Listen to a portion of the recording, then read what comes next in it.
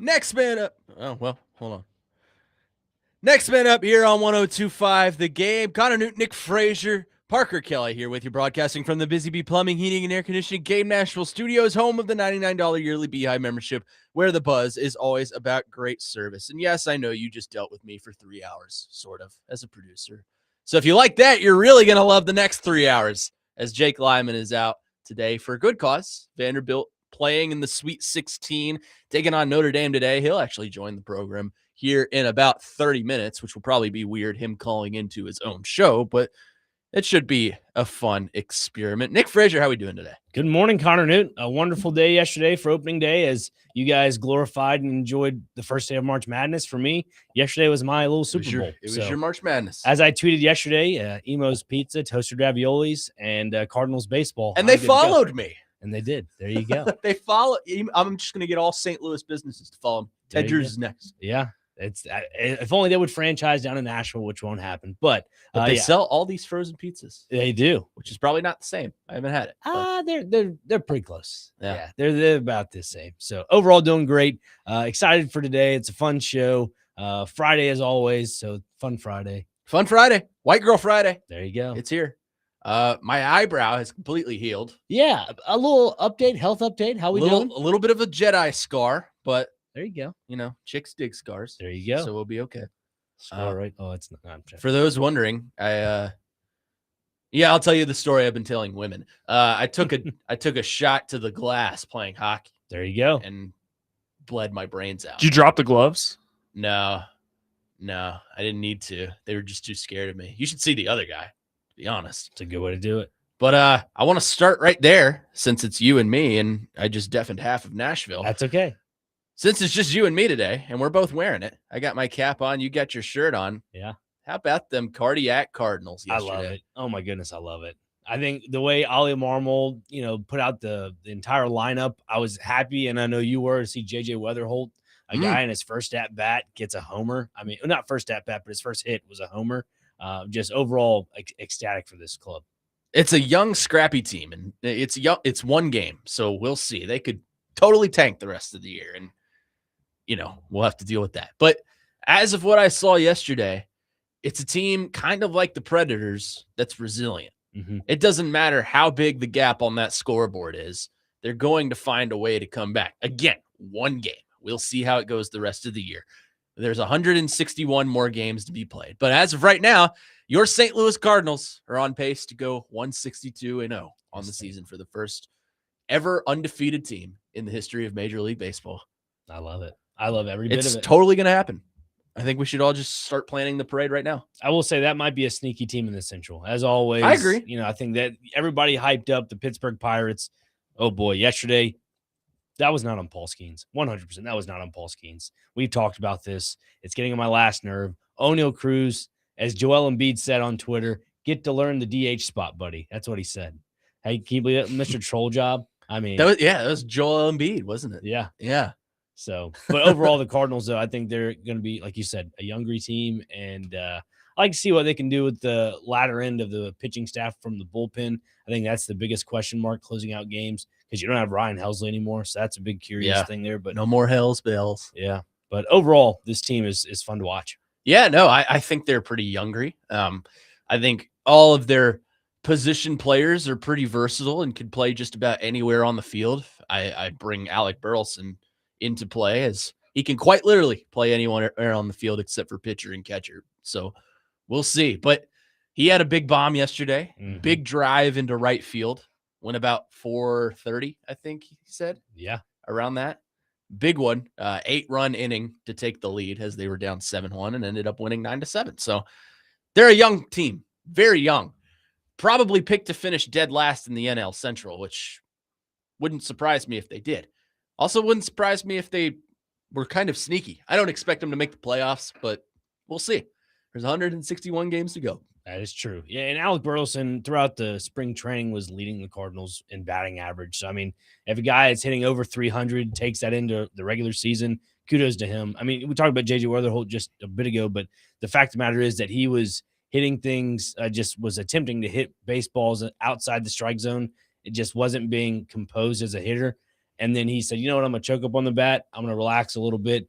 And again, his home run was outside the zone, funny enough. But I think when he takes a deep breath and he's able to play baseball the way he knows, that's all what it's about right there. It was one of those, as soon as you heard it come off the bat, you're like, oh, that's gone. Yeah.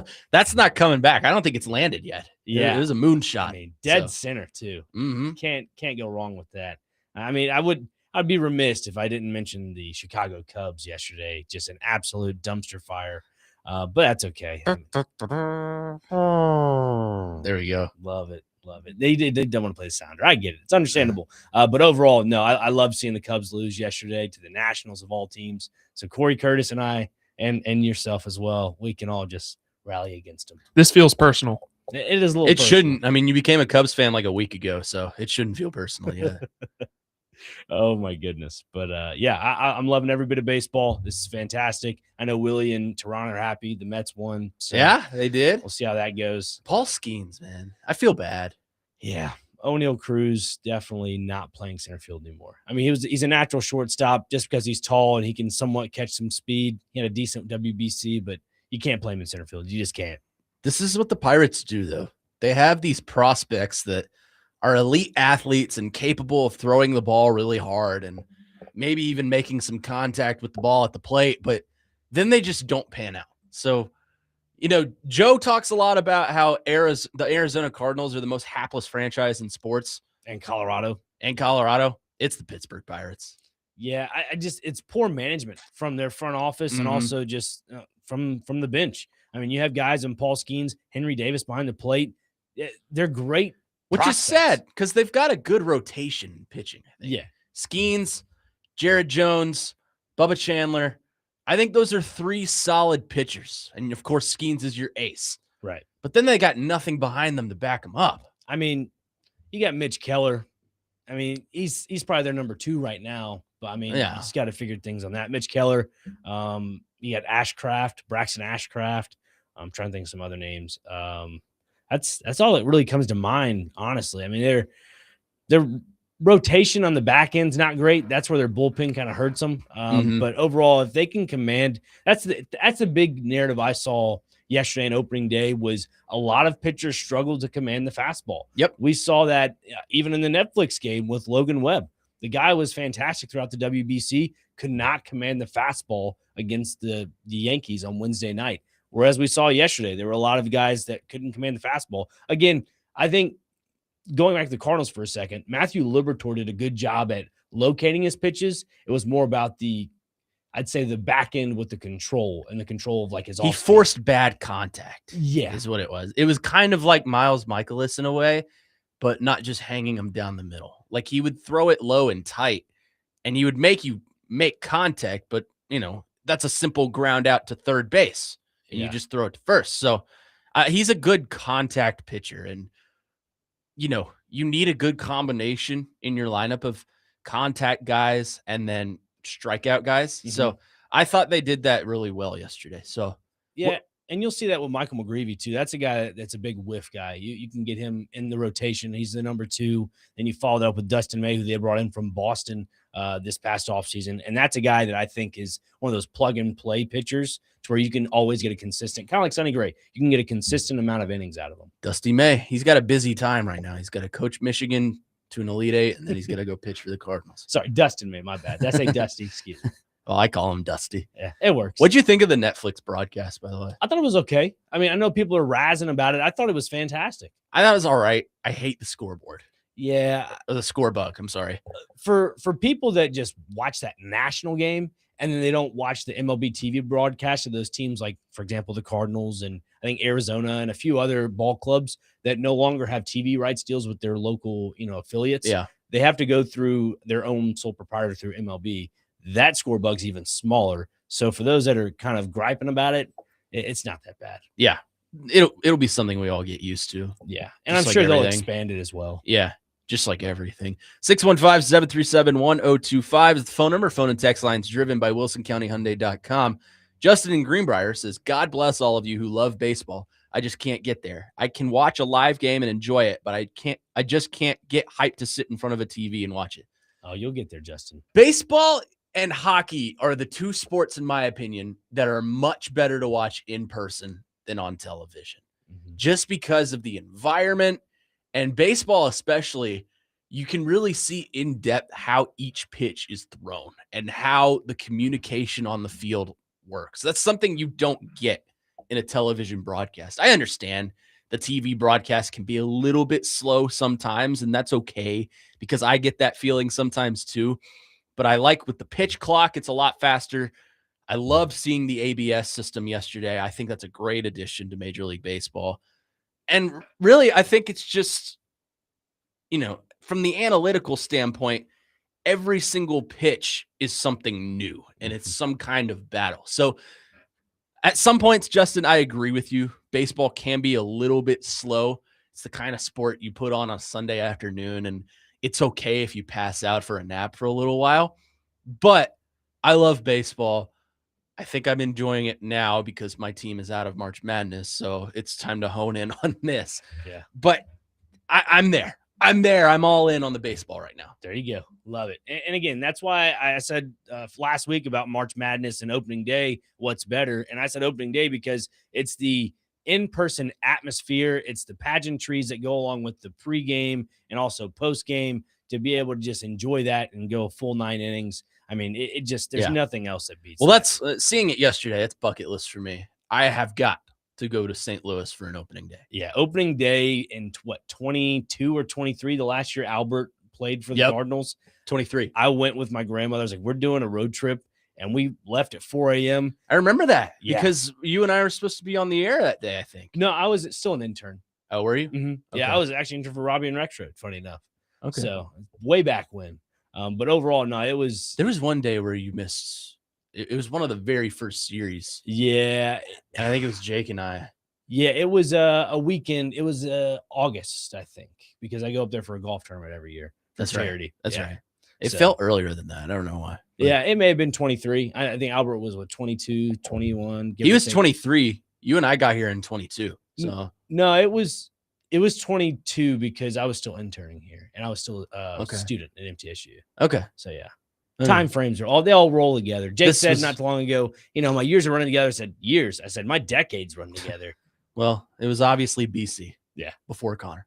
615-737-1025 is the phone number if you have any thoughts we want to get throughout the show. We got a fun show today. Lots to talk about, as you can tell. Baseball is underway. The Sweet 16 has begun halfway through there.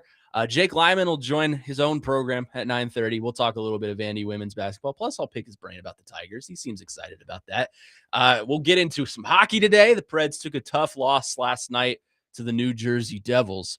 Maybe a little bit of football today. There's not really too much developing on the Titans front, but, it's speculation season. We can talk about that a little bit as we go through this show today. But coming up next, you mentioned March Madness. March Madness continued last night, and what a first night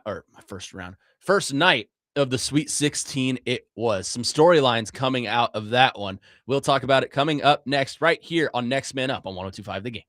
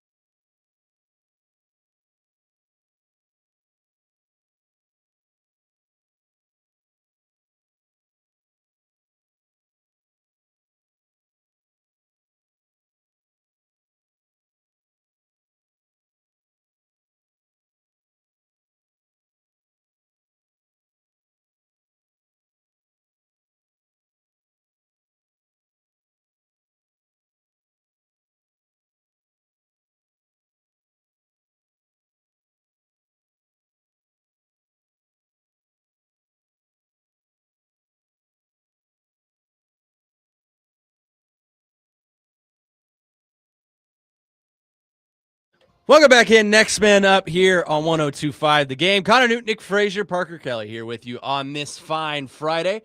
Jake Lyman out today. He is off in, I believe it's Fort Worth, Texas, calling the NCAA women's tournament. Vanderbilt in the Sweet 16 against Notre Dame. I believe they're 6.5-point favorites today. So if you want to listen to that, you can turn that on alongside us over on 94.9 The Fan here in a little while. Jake Lyman will join the show here in about 10 minutes, which feels weird to say because this is his show, but he will.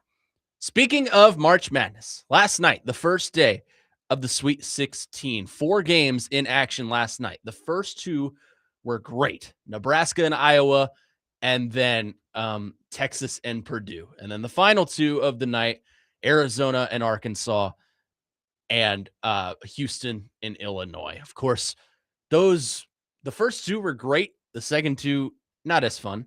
It was fun to watch Calipiggi get whooped, but that was more of a me thing than anyone else thing. I wanted to ask this because in the way that the NCAA tournament has gone the last 2 years, you're not seeing much of these mid-major teams make the runs like they used to. And some of that is because of NIL, and some of that I think is just because the overall athletics of a bigger program is always going to be more triumphant than that of a mid-major. That said, Iowa is a 9 seed, and they have the opportunity to go to the Final Four with a win over Illinois. Is this what we're going to get in terms of Cinderella teams moving from here on out? I would say yes, because of them being a 9 seed, yes. But if you're talking about in general of like the tournament, if you get to those late 9, 8 seeds, I'd say maybe so because of the competition has leveled out a little bit. But overall, for this tournament specifically, absolutely. Yeah, I would agree with that. I think that the talent level across the board for the Power Four has surfaced itself out. Mm-hmm. I think there's just a gap between the Power Four and the mid-majors. And that's not saying that, the mid-major can't pull off an upset. There are 2 examples this year that have proved that wrong in High Point and another one that I'm blanking on, and I feel really dumb about it. But regardless, there are examples of that. Mm-hmm. As we move down the stretch here in games that, are against tougher competition and mean a little bit more than that round of 64, for the opportunity to go to an Elite 8 or to a Final Four, I think this is how it's going to be. I think you're going to have lower seeded Power Four teams that start to get hot and knock off these big teams like Iowa did, like Texas almost did last night against Purdue. And Purdue, I have my own separate argument with because I think they play kind of a fake brand, not fake, but I think they play a really lucky brand of basketball. Go watch that last shot that they nailed in. Ugh. It was a layup that rolled off the rim and just happened to get tipped in. It's a lucky brand of basketball. And, I think they get away with a lot without a whistle. That's no offense to Purdue. That's just in my non-biased point of view of watching them. That's just how I feel. But Iowa, I think, is playing the hottest basketball in the country right now. And I think if you're going to look down the future in terms of what does a Cinderella look like for March Madness moving forward in the age of NIL, in the age of revenue sharing, in the age of NCAA athletics as we know it, I think it's going to look similar to Iowa as we get towards the Sweet 16 and the Elite 8. That lower seeded not Big Ten, but Power 4 team that turns it up and is capable of knocking off. I mean, they knocked off a 1 seed in Florida. Yesterday, they knocked off a really hot Nebraska team. And for some reason, Nebraska was only running 4 players out on the field for some reason. And Stephen A. Smith is on First Take ranting about it right now. But I can't understand that either. Yeah. What in the hell is Nebraska doing? That's probably what he's saying right now. But I think when you talk about the age of Cinderella, it is not dead. I will never die on that hill until I just see a tournament where every higher seeded team wins. And what a horrible tournament that would be. It's not dead. High Point pulled off the upset this year against Wisconsin, a 12 over a 5, the inevitable 12 over 5. VCU pulled off the upset against UNC. That was the one I was blanking on. Yeah. Now I feel really dumb for doing that. The free throws. Hubert Davis got fired. That's all right. VCU pulled off the upset. So upsets still exist. That said, the Cinderella that we're used to in St. Peter's making the Elite 8 in Florida Gulf Coast making their run, I think that's sort of come and gone. I don't know if we're going to get back to that level of Cinderella again. I could be proven wrong, but in the 2 years that we've had this tournament where NIL has been extremely prevalent, we haven't seen that. So I think it's going to continue to trend that way. I disagree 100%. You look at the Power Four and with the way the NIL is being structured, and say stuff happens with college football, and they give a certain percentage to football program, certain percentage to the basketball programs of men's and women's, and the rest is dispersed out to the athletic department. Those smaller schools, those G5 schools, those schools that live and breathe college basketball against teams at the Power Four level during March Madness, a lot of those NIL funds and just their funds in general that go towards their athletic departments are solely going to go towards that sport, if you think about it. That's true. Because look at Belmont, prime example. They don't have a football team. Majority of their money is probably going to men's and women's basketball. Yeah.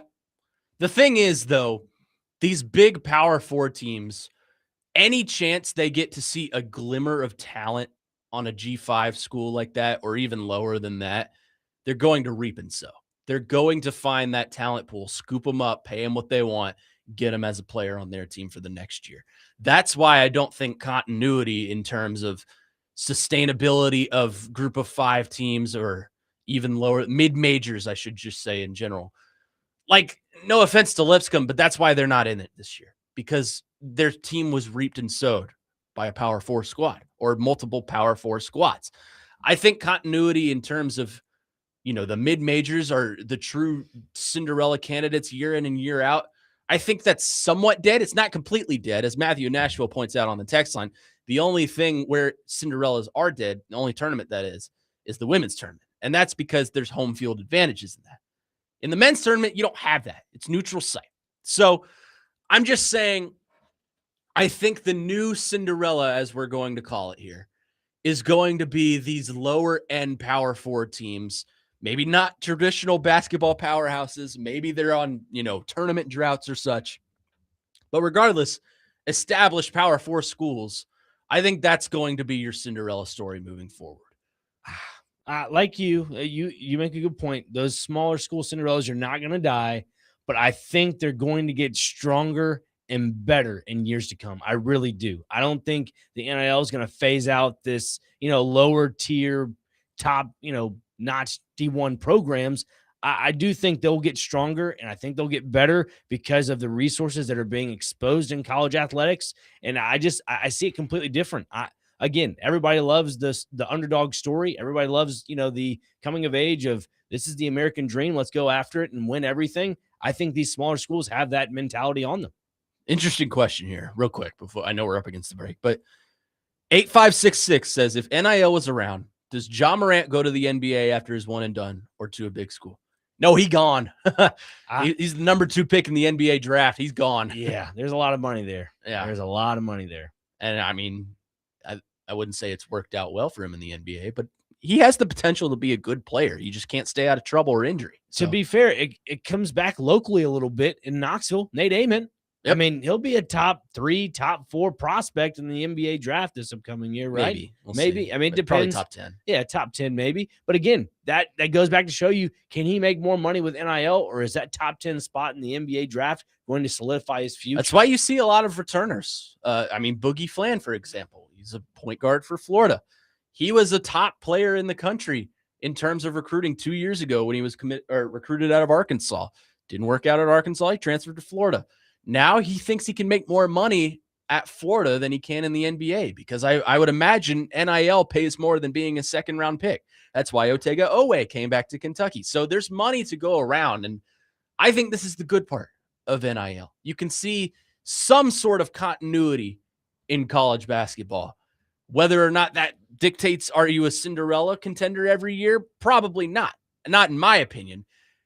I hope your point comes to fruition, in that NIL becomes a big factor for these mid schools that can buy and collect talent. Like, I would love to see MTSU collect talent and make a March Madness run. So we'll see.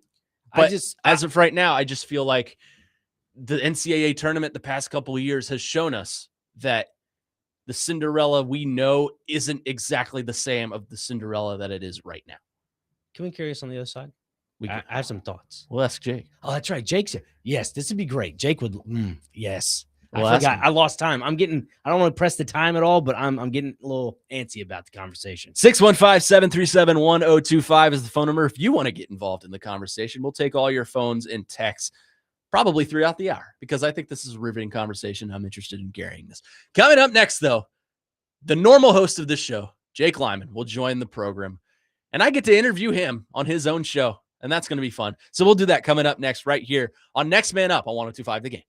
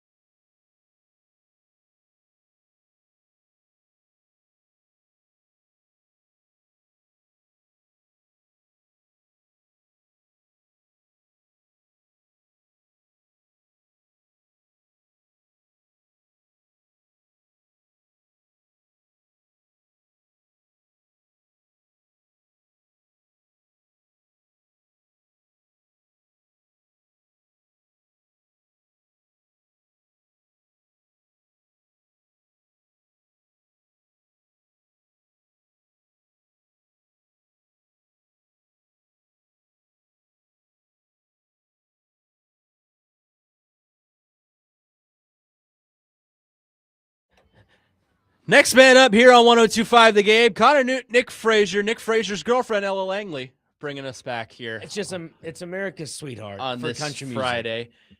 he sees God when he hears LL Langley. Yes, It's he the does. one song. It's Love and Life. That song you could just close. Maybe your that'll eyes. come up If later. I hear the Choosing Texas song one more time, I'm gonna No, throw. we're something. done with that. That's Yeah, we're done. overplayed. We're done. Let's go on. Let's continue. Tonight, Vanderbilt baseball hosts Tennessee at Hawkins Field. First pitch is at 7 p.m. Catch all the action on 102.5 The Game. Coverage is presented by Gary Force Acura. But we're not here to talk about Vanderbilt baseball.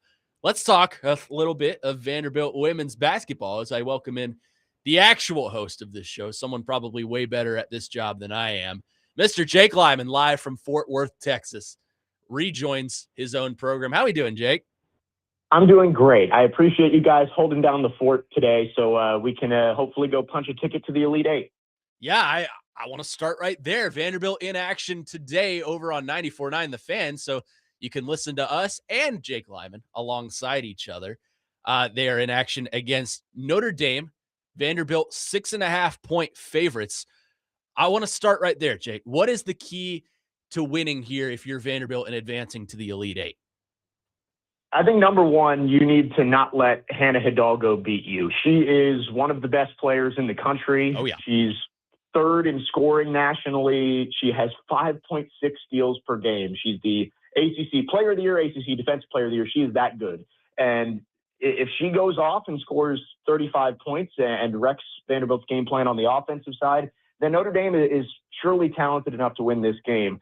But I do think Vanderbilt, outside of the stars, is more talented. I think we're going to see a great matchup with Michaela Blakes and Hannah Hidalgo, but Vanderbilt's got Aubrey Galvin. Vandy has Justine Passat, who hit 4 threes back on Monday. Sasha Washington had a huge game in the opener against High Point. So I think the depth for Vanderbilt is better, but Hannah Hidalgo is one of those players that if you don't show up ready to go, she can end up winning the game single-handedly for Notre Dame.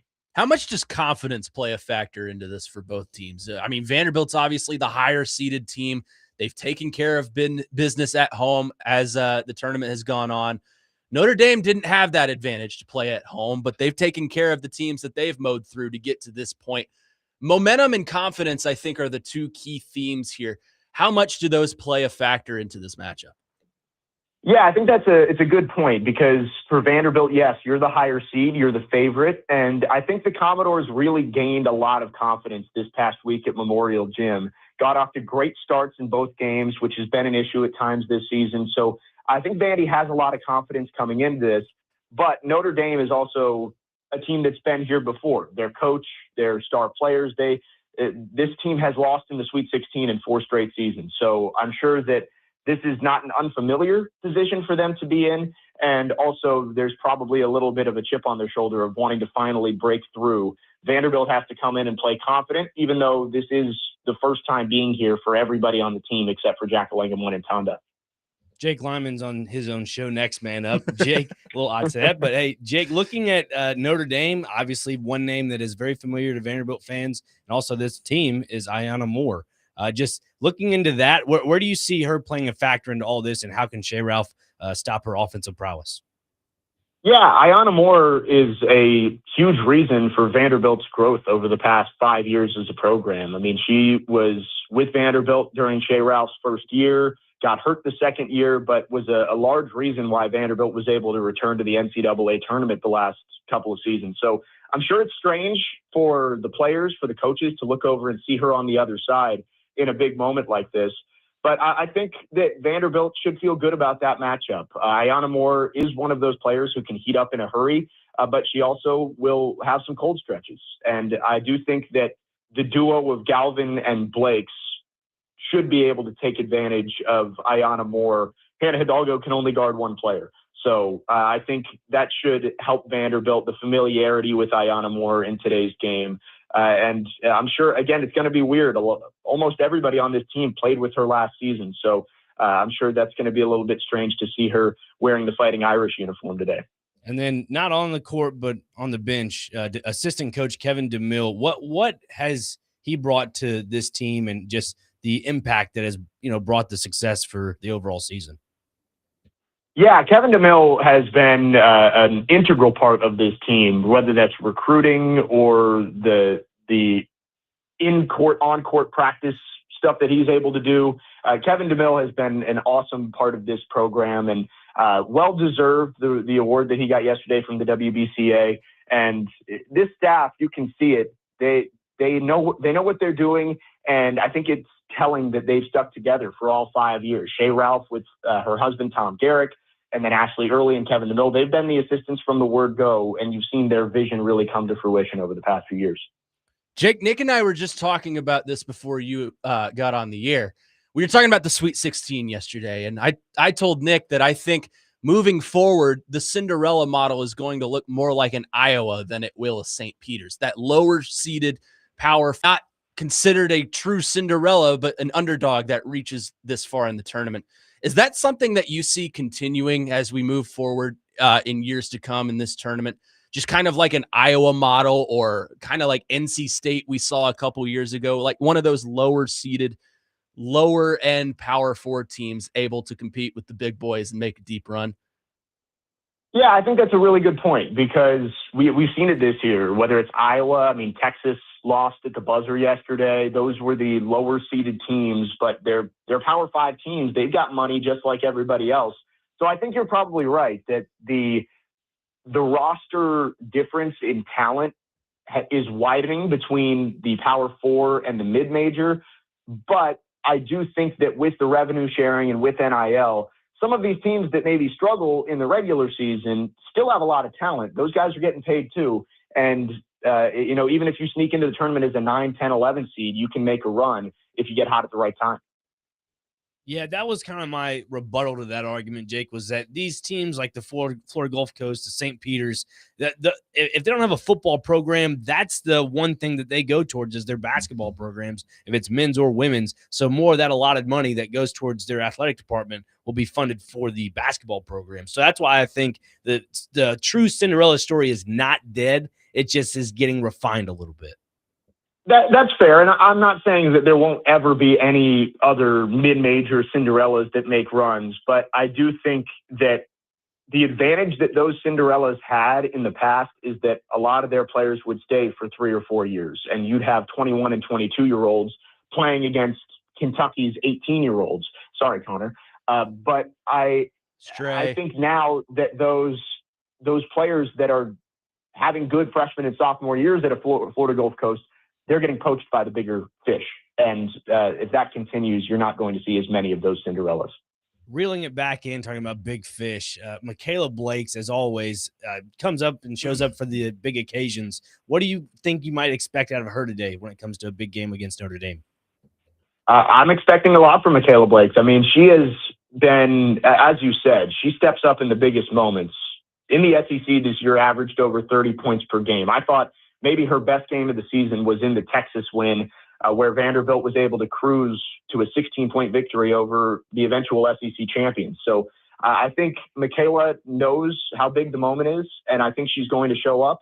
On Monday, she did a really great job of, she scored. She got her 25 points, 28 points, whatever it ended up being. But she still was able to assist the team in other ways, whether that was 9 assists, 10 rebounds, 4 steals. Like she does more than just score. And I think she's going to have to do that today to help this team. Jake, I can't let you go without talking about your Detroit Tigers. Kevin McGonigal yesterday with an absolutely historic MLB debut. What was going through the mind of young Jake Lyman watching the Tigers play yesterday? Oh, he's the future. I mean, I am so excited for Kevin McGonigal, and I made sure I found time to watch his debut yesterday. And when he stepped up with the bases loaded, first pitch, drilled it down the right field line, I was like, all right, get his bust ready in Cooperstown. Have you made your donation to Pizza Boy yet? Oh, I did. Pizza Boy got my money, so good. I have done my part to pay for the Framber Valdez contract. You're a good fan. I'm proud of you. Way to follow through on your word. I said I was going to do it if he spent big money, and he did. So I went and did a Little Caesars feast. There you go. So, Jake, minus a World Series championship in Detroit, what is your biggest overreaction prediction for this Detroit Tigers team this season? Let's see. Here you go. Here's one. Dylan Dingler will be a top 3 catcher in baseball by the end of the season. Ooh. I like that. I do like that. He hit a actually. homer last night. He's one of the best defensive catchers in baseball. So I'm riding Dylan Dingler. He's going to be an all-star. Now Okay. let's rephrase that a little bit. This is a family show, but anyways, Jake Lyman, the guest on his own program, history in the making right here, and it still feels weird to say that. Jake, appreciate it. Have a good call today, and let's go Doors. Let's see him get to an Elite Eight. Yes, thank you guys. Appreciate you filling in again, and I will talk to you soon. Sounds good. Have a Jake good call, Lyman, bud. the guest. A little bit of a weekend or a Force Company reunion right Yeah. there. How about that? A little tear in my eye. I know. You only get these moments every once in a while, so it's so hard to say goodbye. It's not like this anywhere else. No, it's not. No one told us life was going to be this way. Yeah. You're supposed to clap like friends. So, There you go. anyways, 615 Doesn't sound great for radio. 615-737-1025 is the phone number. I want to continue this conversation on the Cinderella thing coming up next because we've gotten a lot of interesting texts on that, and we'll open up the phone lines to that as well. 615-737-1025 if you want to call or text us with your thoughts on that. We'll continue it coming up next. Connor Newton, Nick Frazier here with you on Next Man Up on 1025 The Game.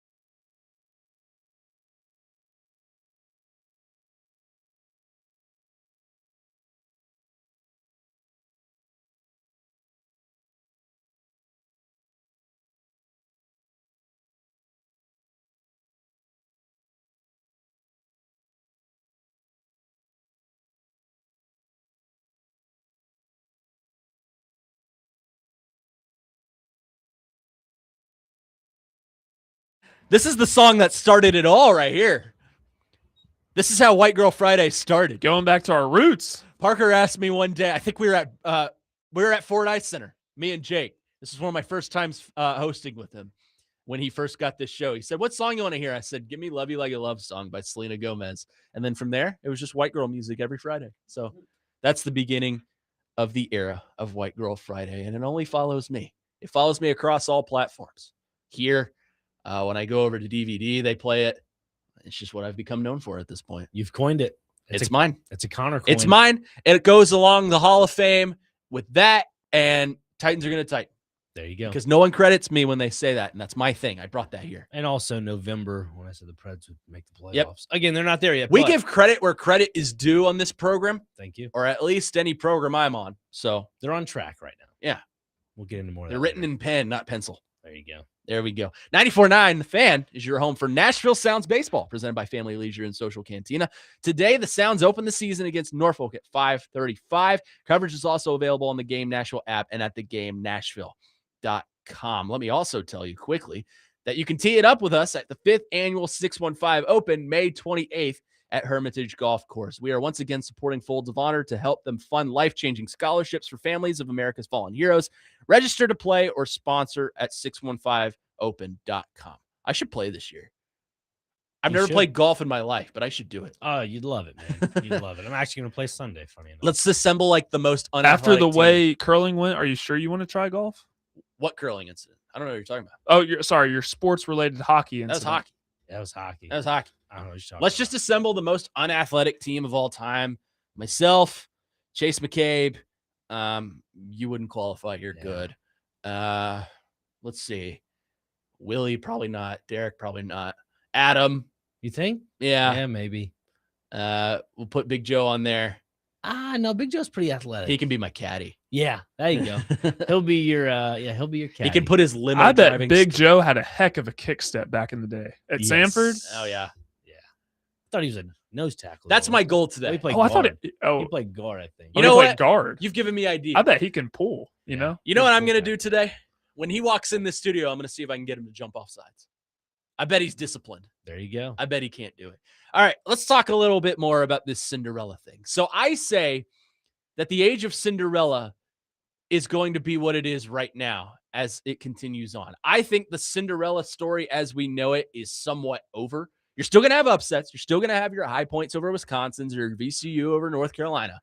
But I think as we get down the stretch into the Sweet 16 and the Elite Eight, it's going to be looking more like Iowa or NC State or who was it last year? I can't remember. But St. Peter's, wasn't it? no, St. Peter's was 2 years ago? 22. It was at the New York team. I forget what Fairleigh Dickinson. That was a few years. They beat Purdue. Really? I'm telling Yeah. you, my years are all running together into decades. Yeah. You are just like a 72-year-old man at heart. Yeah. In a I- good way. Yeah, I appreciate it. In It a good makes way. me feel young. But you disagree. You say that, the talent pool is going to level out. Rev sharing is going to help these group of 5 teams get above surface level and compete with the big boys in the tournament. Yeah, absolutely. Like, it's not just men's basketball. I look at women's March Madness as well as I try to pull up the bracket to kind of, let's see if it'll work. I think our internet's down. I'm not too sure. But just looking at some of these games where you just say, yeah, maybe this smaller school team is going to win it, maybe not. I look at it as more of the finance thing, is where you can go grab teams, let's say, I don't know, like you heard on Monday, right? Or was it Tuesday? It was Monday night. Syracuse was griping that UConn, they're always in the same group with them, whatever. That I understand because it plays into the factor of this conversation. If they were to be in that same region, but just as a different seed, this is my argument, play better in the regular season and your conference tournament, and you'll get a better seed or a worse seed so you don't get matched up against UConn. That's the first thing. Yep. The second thing is when you line up against the best of the best and you're always bracketed with UConn, you're not going to get the same amount of money returned after that first round exit or second round exit because they won the first round. 615-737-1025 is the phone number. Let's go to our phone lines, driven by WilsonCountyHyundai.com. Welcome in Edward to the program, who's been waiting on the line very patiently. Edward, go ahead. Thanks, guys. Thanks for taking my call. I've got several things I wanted to hit. Y'all can make comments about them if you'd like or not. Sure. A buddy of mine, he and I kind of went back and forth about who the best conferences were men's basketball. I had Big 12, Big 10, ACC, and believe it or not, the Big East over the SEC. The SEC, how disappointing. We got two teams still in it. I thought they were beating up on each other the entire season, and come to find out, they're just not as good. And I'm an SEC guy. I lived, born and raised here in Tennessee, and so that's always been first and foremost. But disappointing. Second thing, did y'all watch that Arkansas game last night? Yes, sir. What thuggery! I could not believe the second half. John Calipari, and don't get me wrong, if he was to come open to be a coach, I'd love to see him coach my team. Added to it by getting a technical, but the announcers kept saying, well, they're going to have to get a hold of this thing or it's going to get out of hand. And I'll be honest with you, I thought it was close to getting out of hand, especially when that Arkansas player sat on that Arizona guard's head and shoulders and wouldn't get off. But, yeah, I'd like you to comment on that. Two other side notes. How about Rick Enzel? Yeah. Last game was last night against Cleveland State, got knocked out of the NIT. By the way, Auburn is still in the NIT right now on the men's side. I think they're probably favored to win it. Mm-hmm. But Rick Enzel, what a great job he's done. I think he's going to stay with the university. And then the other side note, how about those New York Yankees and that welcome they gave to Tony Vitello on Yeah. opening day? Nothing makes me happier than sticking it to a UT guy, even if he's gone. But anyway, love your show. Thanks, guys.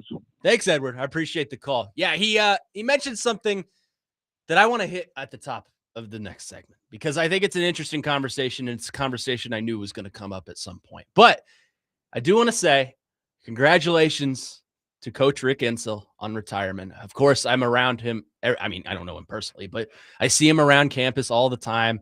I can't imagine being one of those players and playing for a better coach than him. He cares about them. He's been there a long time. He's one of the best to ever do it. So congratulations on retirement to Coach Rick Insell. And look, I think the women's basketball program at MTSU is in great hands under Coach Matt Insell. So I hope and can't wait to see their continued success.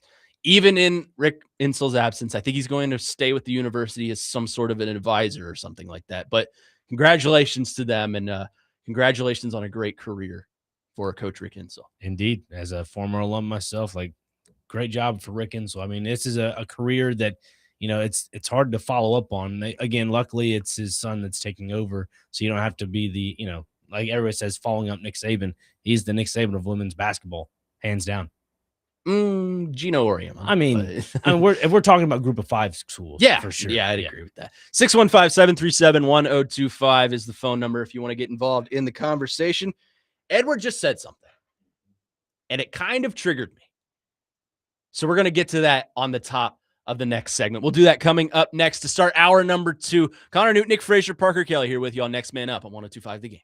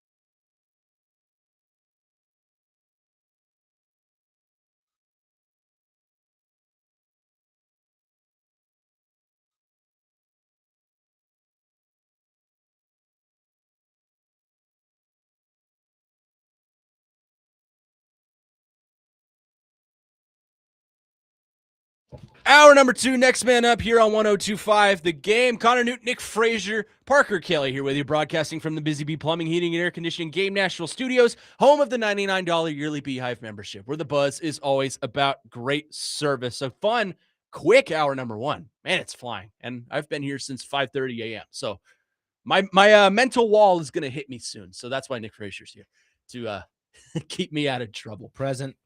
He's like my babysitter. He's known me my whole life, essentially. So Yeah, you could say that. in and around about portions of my life. Portions, yes. Early, middle.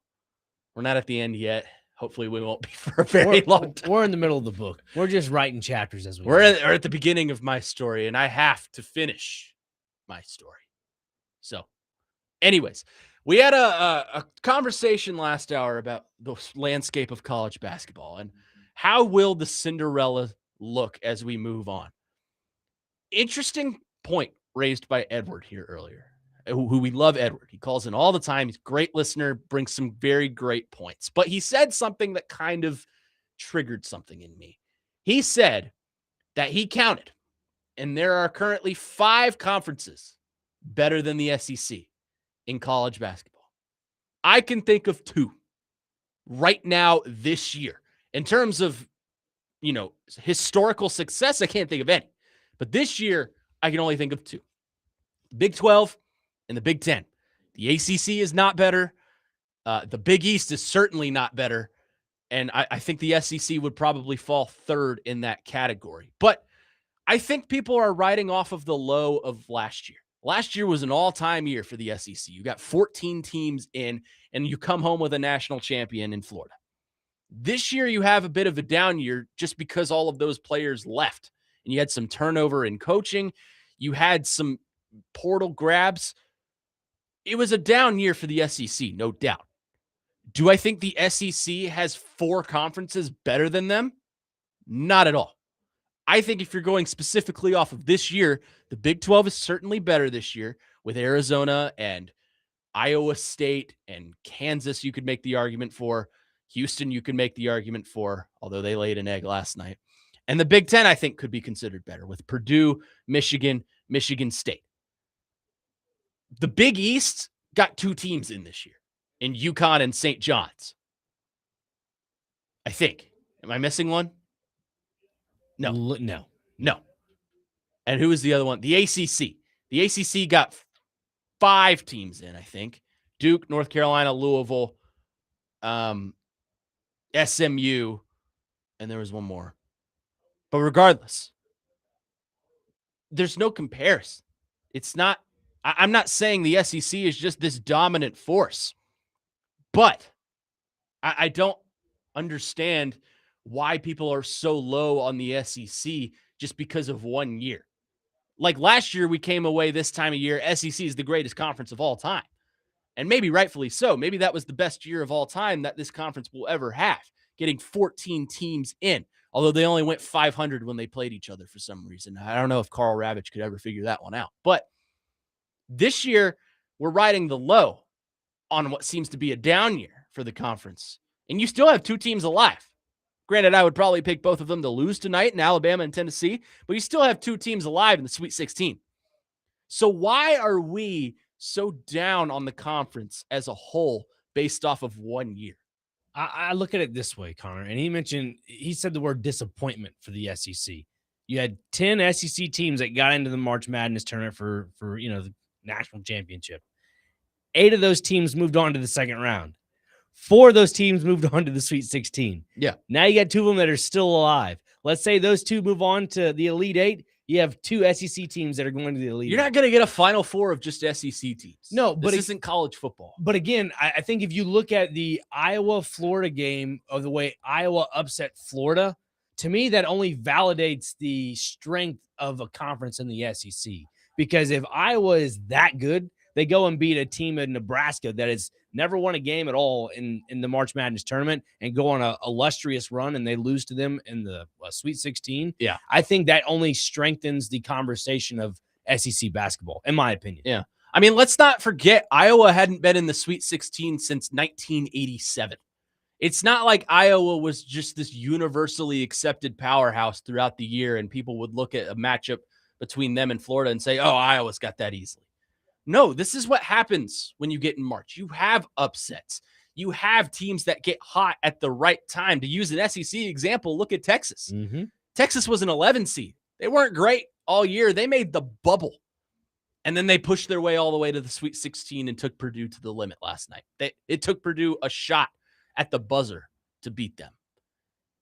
So I say this to say, historically, maybe so. As John points out on the text line driven by WilsonCountyHyundai.com, historically, the Pac-12 and the ACC are better than the SEC. They have 15 titles each to the SEC's 12. And I can think of where 8 of those titles came from for the SEC. Soon to be 9. Probably not with Mark Pope, but soon to be 9. So yes, historically, there are conferences better than the SEC. And this year, there are conferences better than the ACC, the Big 10 and the Big 12. I think you could make a pretty fair argument that this year exclusively, those two conferences were better than the Southeastern Conference. But the fact that just because the SEC had a down year this year compared to last year, I don't think validates the fact that you think the Big East is better than the SEC. The Big East got 2 teams in, by the way, and those 2 teams played each other 3 times. I don't think it validates that the ACC this year is better than the SEC. It kind of goes back to our conversation in the first hour about Cinderella stories and about the money involved with the NIL. You look at the Big East, and you mentioned only having 2 bids in the tournament. There's your, I guess, smaller schools allotting majority of their financial compensation towards these athletic departments, and especially towards the men's and women's basketball programs. You're seeing the Big East of the world, the Big 12s of the world, just furnish all the money towards those programs because that's what they're known for. They're known for being basketball schools, not football schools. Yeah. So it just rounds about everything in full circle. Rev share, baby. It's happening. You're going to level out the playing field. And I think to your point, that could happen across all levels. It could happen in the Power Four. It could happen in the mid-major. It could happen anywhere. And I think that's what's going to make this fun. But to wrap up this conversation, I don't think looking at this year, you can say that the SEC is a bad conference just because they had a down year compared to last year. I thought the SEC was strong. I thought they had a good showing. It wasn't elite like last year, but that's an unrealistic expectation on a year in, year out basis. I think the big disappointment that maybe Edwards probably alluding to is that there wasn't that one powerhouse team that stuck out like a sore thumb that everybody knew that before the tournament began was going to go all the way. Everybody thought it was Florida, right? I did too. I had them winning the championship. One of my brackets, I had them going all the way, but it's not the case.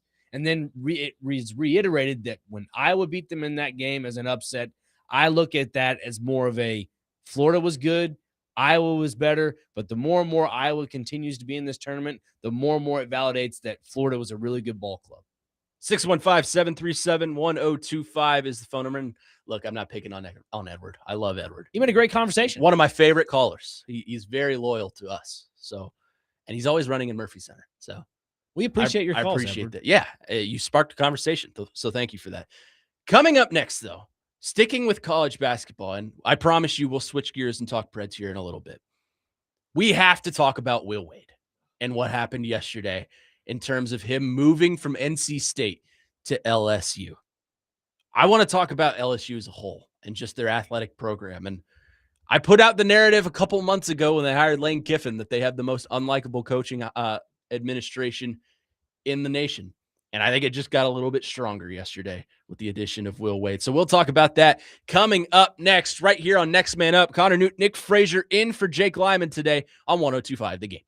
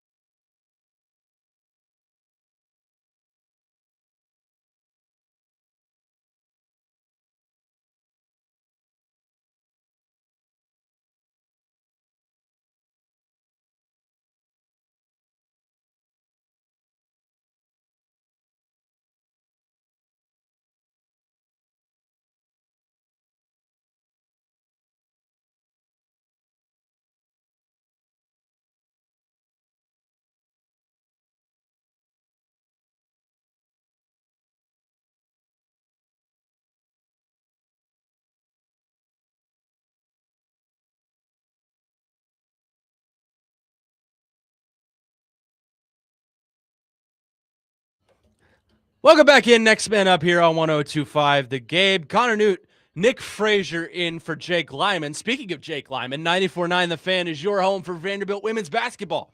Today, the 2-seeded Commodores take on the 6-seeded Notre Dame in the NCAA women's basketball tournament. Tip-off at 1:30 p.m. and the pregame begins at 1:15. Coverage presented by Ponce Law. Injured in an accident? Call Ponce Law at 615-244-4321. Ponce Law, justice for all. So, Frazier, we have to talk about a situation that occurred yesterday in the world of college basketball. Will Wade has left NC State for LSU. I know, breaking news, everyone. The worst kept secret in college basketball. And it's not the news that I want to talk about. It's how the news transpired. According to reports, Will Wade did not inform the university he was leaving. Will Wade's agent sent the president an email. That's it. An email to the president saying he's gone. Didn't inform the team, didn't inform the athletic director, informed the president that he was leaving through an email, and then joins LSU. And LSU hadn't alerted that their coach had been fired yet. So as of right now, I think it changed late afternoon yesterday, but there was a time yesterday where LSU had 2 college basketball head coaches on staff because they didn't inform Matt McMahon that he was being rid of. I just think this whole situation is so scummy on both ends, from Will Wade to LSU, and I think it's par for the course because look at who LSU is hiring. They now have a big 3 of Will Wade, Lane Kiffin, and Kim Mulkey. What a bunch that is. Just a lovable bunch of down-to-earth humans that don't make their personalities known whatsoever. And Jay Johnson. We'll throw Jay Johnson in there too because I'm not a huge fan of his either. So they've got a big 4 of just catastrophic people hired at elite coaching positions in one of the best universities athletically in the nation. I just think this whole situation is so scummy on both ends. I'm curious of your thoughts on this. I smirk because the Mississippi State in you is coming out. No, well, that, but yes, this is a scummy thing. It is definitely not, the right way of doing business. Obviously so, but I smirk and laugh and chuckle because this is so good for the SEC. This is so good for college basketball. Not just a talking point. It goes back to our topic we had previously last hour, and that was the SEC is not strong. And now it is. I think it's even stronger than it was because on paper, this is a good thing for the conference. It's a good thing for LSU. I mean, again, yes, they have probably the 3 or 4, I guess would say least integrity type people on staff there. Their integrity. I mean, they're up there. Would you say it's a questionable integrity? Because, yes, you mentioned the Will Wade thing, the email, whatever. You look at Lane Kiffin when he left Ole Miss. He talked to the players. That's about it. Didn't really say much to anybody else. Didn't coach anything else after that. They had, an interim head coach. Now is a full-time head coach. I mean, Kim Mulkey's kind of the same situation. All those people left on bad terms. You look at this situation, yeah, it's a little bit of bad terms, but I look at it as such a great thing for college basketball as a whole. It's someone new to hate. It's a new villain. I mean, look across the nation. Can you name a more hateable athletic department than what LSU has going on right now? Biases aside. No, I cannot. I mean, you could easily say Ole Miss for you. I could easily say Louisville or Tennessee. But biases aside, again, we don't know these people personally, but from what they put out there into the media and into the world, they're hateable people. And they're not good people, and they're not down-to-earth people. We all love this, too. That's the thing. We all love to hate it.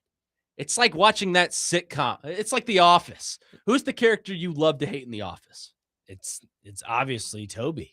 Everybody hates Toby. Well, I was going to say Ryan. Oh, well, yeah, that too. Because he's the villain. Yeah. Everyone loves a villain. And, we end up talking about them. That's what makes sports so fun is we create our own heroes and our own villains. And Will Wade is certainly a villain based on what he did yesterday and what LSU is paying him to do and Look, LSU's going all in to dominate on all sports, and I respect it. Lane Kiffin is probably the top coach on the market as far as this coaching cycle is concerned. Will Wade was the guy that's proven success over there before he had things come up and he got fired, which is now perfectly legal to do. So why not bring him back? Kim Mulkey is one of the best women's coaches in the game. She's won titles there. Jay Johnson is one of the best baseball coaches in the game. He's won titles there. So they're trying to dominate all the major sports on every level.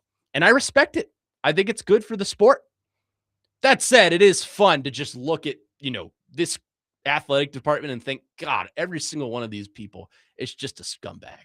Yeah, absolutely. I mean, looking at the resume right now of a guy in Will Wade being at LSU for 5 seasons before he left to go to McNeese State because the whole, NCAA violation with all the level 1 accusations. And again, shame on the NCAA for not, I guess, sanctioning him for a show cause longer than what it was. Yeah. It was 10 games along with, 2 years or something like that. Which is perfectly legal now, what he did. Yeah. Understandably. But it wasn't at the time. Right. But that's what I'm saying is that, like, even though it wasn't legal at the time, it doesn't matter. A show cause is a show cause ban. Like, you can set the limit for that. I don't think they did it just, rightfully so. Like, they didn't give enough years to that.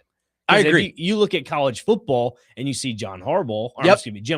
It's exactly where I was going to go. And you have a 10-year on top of another 15 years. The guy's never going to coach in college football ever again. And I think he's fine with that. And Will Wade could have probably done the same situation or could have been dealt the same situation, but they didn't do that because it was looked at as a minor. I wouldn't say minor. I mean, it was level 1. I mean, those are somewhat strong accusations, but still, I just would look at this as a malpractice on the NCAA. To be given a show cause, I think you need to do something that would, quote unquote, damage the integrity of the game. What Jim Harbaugh did damaged the integrity of college football, and he was punished for that. At the time, what Will Wade did damaged the integrity of college basketball, and he wasn't punished as much for that, for maybe a same level crime as Jim Harbaugh did. Now, he didn't go out and steal signs, but he damaged the integrity of the game by breaking a recruiting rule. He was calling players and paying players under the table, and he was caught by the FBI doing so. Wiretaps, dude. Wiretaps. So he damaged the integrity of the game. I agree with you. I think his show cause should have been more, but it wasn't. And we're in this situation now where he was able to go to McNeese State and win an NCAA tournament game, then go to NC State for 1 year, which, by the way, if I'm an NC State fan, I'm pissed. Not that I think Will Wade is this outstanding coach that's generational and transformative of a program if you hire him, but he just backstabbed you. You married a stripper. That's what you did. You fell in love with a stripper, and you wanted to marry it, and then it burned you and went back to its ways. So Will Wade's a stripper, everyone. That's my point I'm trying to make today, is that Will Wade is a stripper. But I think it's just a terrible situation. And yet again, LSU becomes the benefactor of it. Yeah, and again, I mean, you look at LSU, and yes, they definitely probably will be the benefactor of all this. But again, you look at it from a coaching perspective. Will Wade has not had a sub 500 season with LSU, McNeese State. He's a good coach. NCAA. Yeah, I mean, NC State. He's not Rick Pitino. Like, you're going to hire him and he's immediately going to transform your program, but no, he's a good coach. Yeah, and again, it comes back to the point of this is only making the SEC stronger. It's only bringing more eyeballs to the conference. And to Edward's point last hour, this is exactly what the SEC needs if you're looking at it from a conference perspective. 615-737-1025 is the phone number. So on that conversation, I want to open this up and I want to have a little bit of fun because it's Fun Friday. Who is the most hated figure in sports? I open that up to you, the audience, to you, Nick Frazier. We'll discuss that coming up next. Again, the most hateable figure across all sports. 615-737-1025 is the phone number if you want to get involved in the conversation. We'll do that coming up next right here on Next Man Up on 102.5 The Game.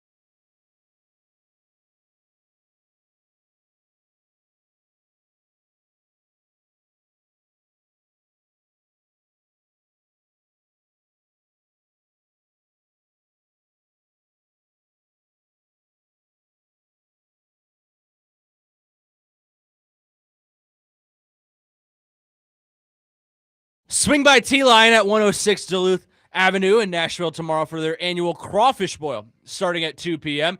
$30 buckets with a complimentary drink, indoor and outdoor seating, plus curling, cold drinks. Oh, curling cold drinks. I thought that was supposed to be apostrophe there. Also a great place to catch the basketball games that evening. 102.5 The Game will be on site from 3 to 5 with great giveaways and prizes. Head out to T-Line. They're great people out there. They took care of me for my injury. But they're good people.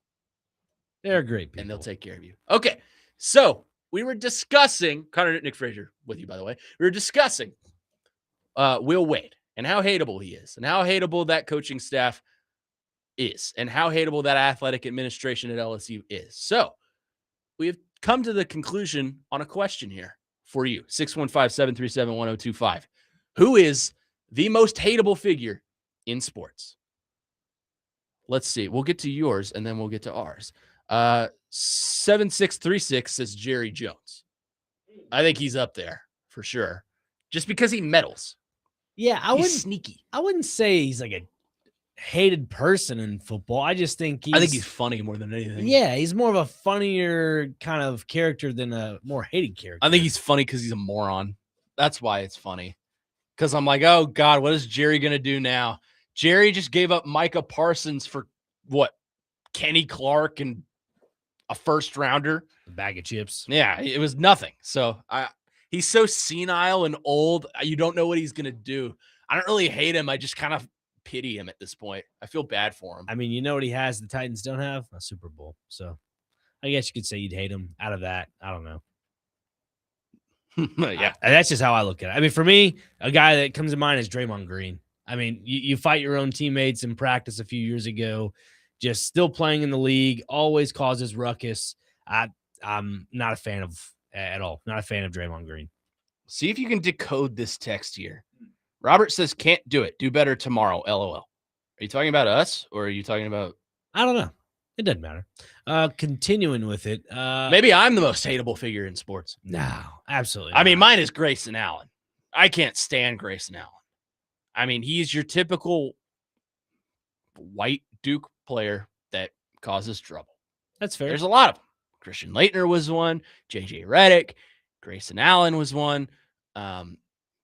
Cooper Flagg was an outlier. Con Knipple was an outlier. But usually there are those. LeBron is probably number 2 for me because I think he's just ruined the NBA.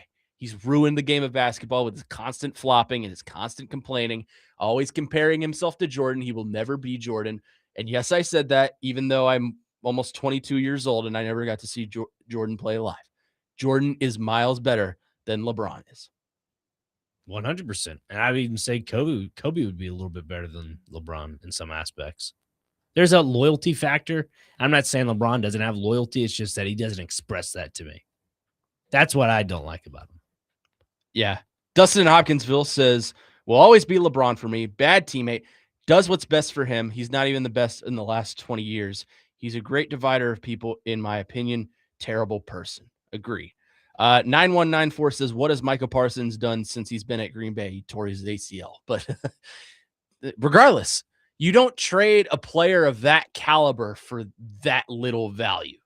That's fair. I mean, maybe Jerry knew something. I mean, yeah, you do try to bite off more than you can chew, obviously, but it's just unfortunate in that situation. For me, another one that comes to mind, baseball, Roger Clemens. Mm-hmm. I mean, the whole steroid situation, he had an arrogance about him. That's why I resent Barry Sanders. Really? Because I don't believe he should be in the Hall of Fame. I realize you're taking away, this is coming from a Cardinals fan, so I love Mark McGwire, but you mean Barry Bonds? Barry Bonds. Did I say Barry Sanders? Yeah, I was like, I'm sorry. Barry Bonds. No, Barry Sanders is great. Yeah. Barry Bonds I resent because of the whole, his whole career was defined by a drug. And I don't think if you can't separate the player from the drug and have the same player, then they're not deserving of a Hall of Fame ballot. I don't know. Even if you got rid of the steroid conversation with Barry Bonds, to me, I think he's still the same player in a roundabout way, just not as consistent when it comes to the bat. I mean, listening to podcasts about Barry Bonds and the way he approached, at bats at the plate is incredible to listen to if you're a baseball fan, because he talks about, when a pitcher is trying to contest you for the strike zone. He throws it inside. He said he's always been told to open up his hips and just swing it as far as you can, foul, because that intimidates the pitcher to keep it over the plate, and then he'd crowd the plate and just send it to the moon. He's actually really insightful as a analyst absolutely on Fox. Is it Fox or NBC? I think it's Fox. Fox, yeah. Yeah. To me, he's still a Hall of Famer to me. I don't know. We'll see. I'm just not a fan. Let's see. Bill Lambier, David in Ashland City says, yes, Bill Lambier on those bad boy Pistons teams. He was not a nice person. Steve Kerr has been brought up. Cam Newton.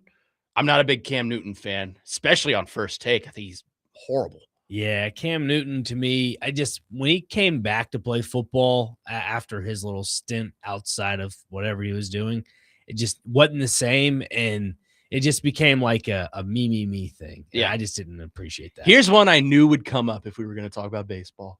Jose Altuve. Yeah. He will always be associated with the trash cans. That Carlos Correa. I mean, I'm not going to put Yordan Alvarez and Kyle Tucker in that conversation, but yeah, I would say Altuve and Correa would be the top. Those are the two. Yeah, for sure. Here's a weird one. I don't really understand this one because I didn't know people hated him, but maybe he's a Mets fan. Brian says Pete Alonso.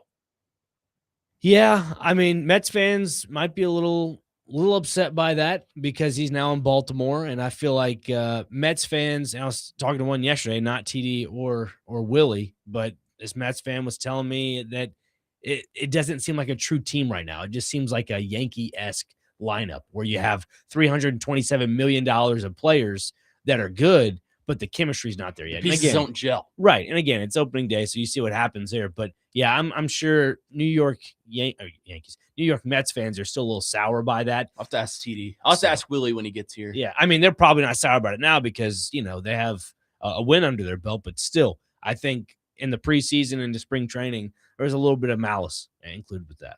Yeah. Let's see. 7002 says A-Rod. Mm-hmm. A-Rod's pretty hated. But I do think he's really good as an analyst on Fox. Yeah, he does a decent job. I mean, it's just the trifecta. The former players that they have on Fox are all really good.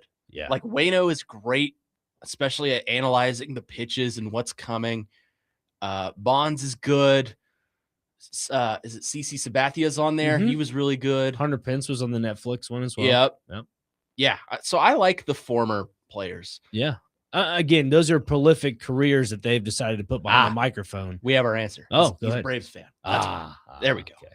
That makes sense. Well, I was going to say out of current recency, that is, I think that's what I was honing in on. But yeah, Braves, that's right. 3337 says Pac-Man Jones, Titans legend. I was a big fan of Pac-Man, even though he was hard to control. I was a little young for Pac-Man. Pac-Man Jones was, to me, he's the reason why Titans fans. Oh, I take that back. For me, I'll say my personal opinion. I enjoyed Pac-Man Jones because of the entertainment factor. When he would return kicks or punts, when he'd score, he would go and jump on the goalpost and slide right down. That became an iconic thing for him on special teams. I don't know. I'm in the camp of liking a guy like Pac-Man Jones. He has a funny one-liners. It's more of a comedic relief than it is the actual player himself. But again, a guy in Adam Pac-Man Jones who was in the league for a long time, played for the Titans, played for the Cowboys for a short stint, then played with the Bengals for a good, decent amount of time. So overall, I mean, yeah, you could hate him, love him, whatever. But again, that's a polarizing figure for sure. You know who I hated, but I also secretly loved because I thought he was a good player, but he just played for a team that I hate. Anthony Rizzo. Yeah, Rizzo is definitely an American sweetheart. I mean, how do you not like that guy? Yeah. And Chris Bryant. Chris Bryant, I think, has got a little arrogance to him. Baez, I couldn't stand. Yeah. I hated Contreras when he was with the Cubs. And then he came to the Cardinals. Right. And you learn to love him. Schwarber, I couldn't stand. Still can't. Love me some Kyle Schwarber. Really? Yep. Love Kyle Schwarber. I'm not a fan. He has one of the more pure swings in all of baseball right now. Bryce Harper, I can't stand. Yep. Now I'm just going through baseball people. Let's see. Giancarlo Stanton's kind of annoying to me. One guy I couldn't really stand, but I respect him as an analyst, Randy Moss. Mm-hmm. Couldn't really stand him when he played He's a good football. analyst. Yeah, He's great really analyst, but I just couldn't stand him playing football. Christian Yelich, I can't stand. Great player, don't get me wrong. I will take it to the grave that Christian Yelich was using PEDs when he won MVP, because since then he has not been the same. He's dropped off. Some injuries have been involved with that. Someone says, I know Tennessee fans hate Purdue and Zach Edey. Yes, I hear that a lot from Tennessee fans. I hate Luke May because he broke my heart in 2016 when he hit that shot for North Carolina. Let's see. Drew from Mount Juliet says Ryan Reeves. Vontez Perfect has been brought up. So we got a lot of these. We'll continue to take them on the other side and maybe slip into a little bit of Preds talk. We'll definitely do that throughout the next hour, but maybe we'll slip into a little bit of a preview of the Preds coming up next. Connor Newton, Nick Frazier here with you on 102.5 The Game.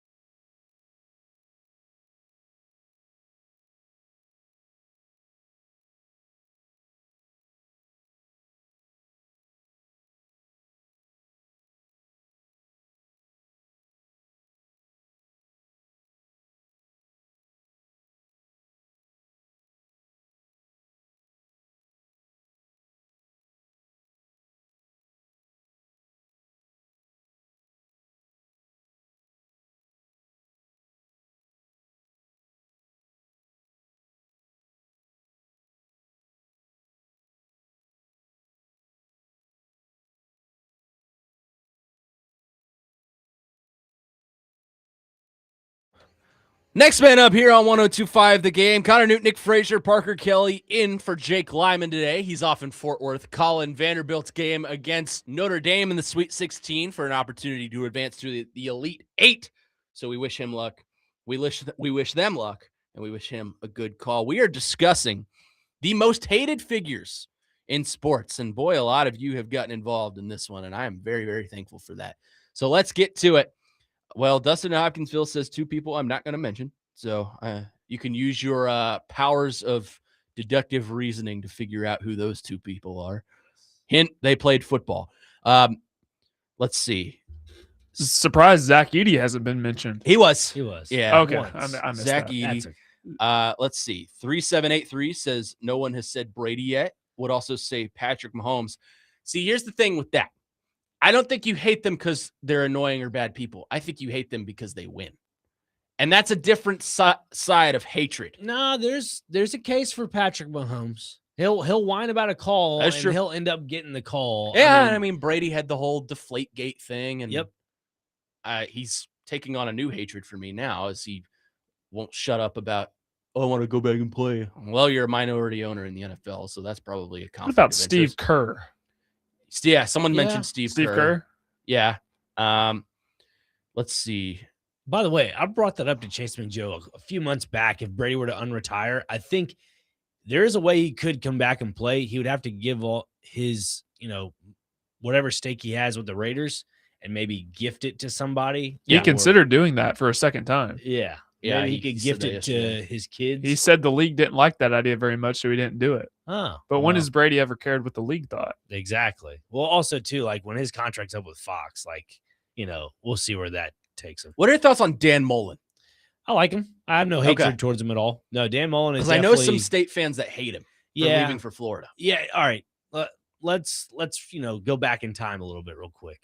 When he left Mississippi State, that was the end of the Dak era. You kind of were, going into the Nick Fitzgerald days, and yes, that team kind of hit a plateau.